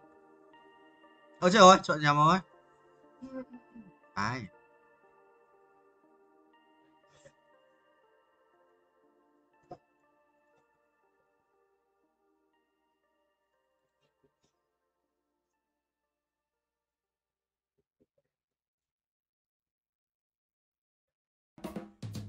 Một quay cắm mà.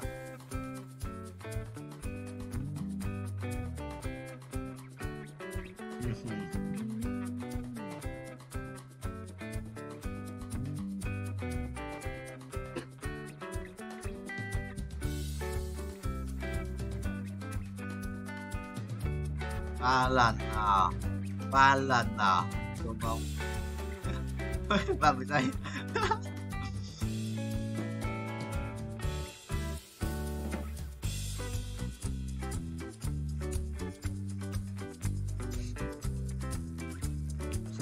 Ba tiếng à?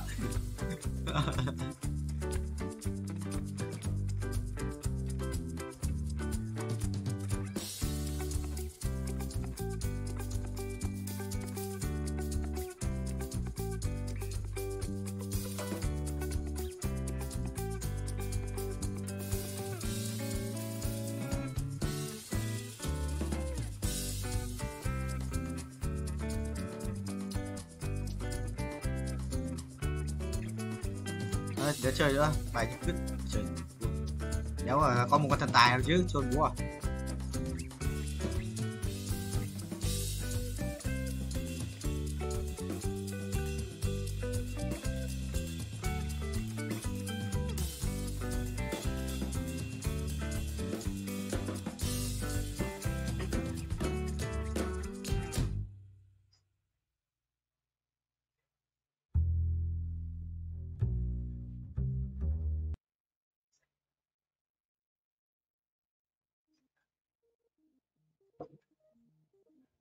Chán quá.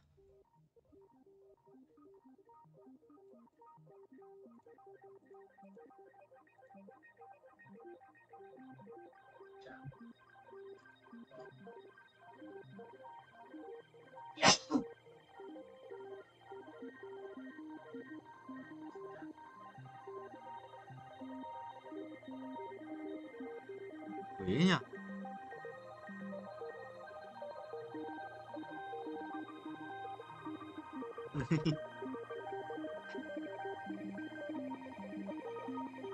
Rồi đâu phải.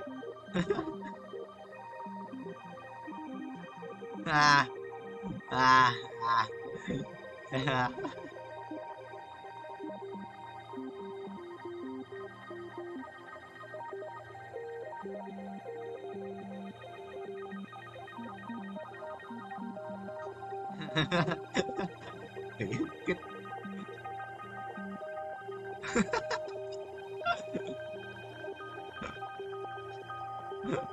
Đánh đi đâu?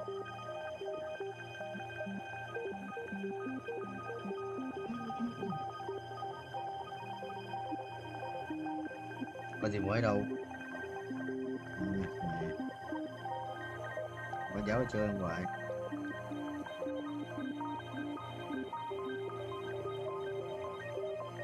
Cái này à?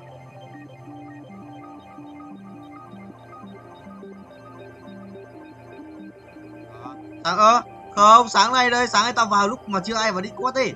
Thì Jenny Nguyễn ngồi một mình trong Discord. Gì? Ngồi mình trong Discord mà. Nó quỷ mà. Cái lúc đấy có khi chưa ngủ ấy. Anh nói thật, cái lúc đấy, cái lúc anh vào lúc sáng ấy có khi chưa ngủ.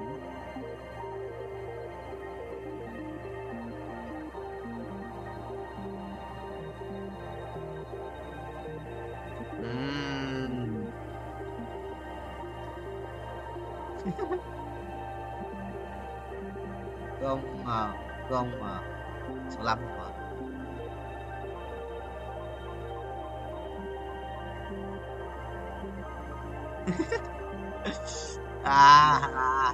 Mày đi.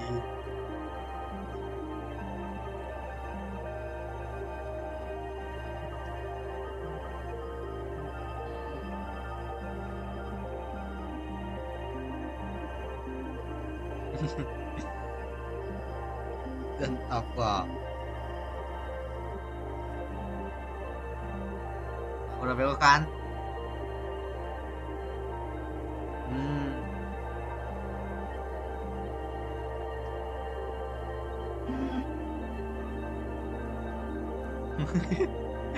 Bố à?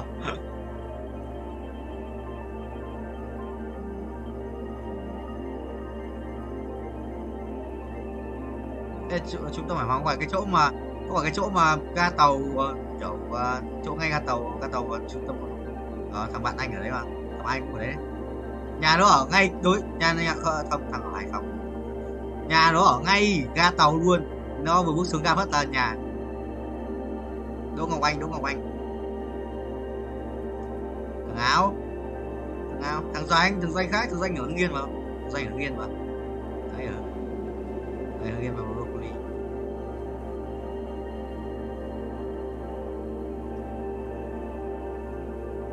Thế kêu sinh luôn à? Chuẩn không?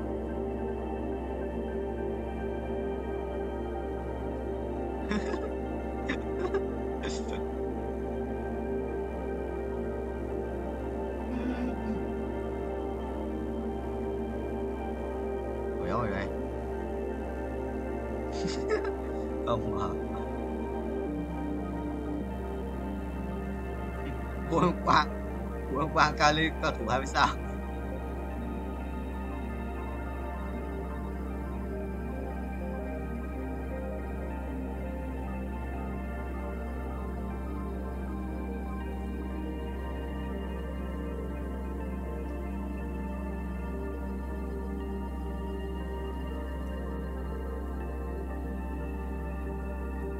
Bạn là con gái à?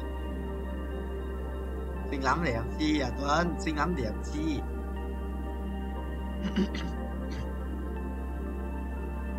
Này ông mày có thế gì tao biết từ à.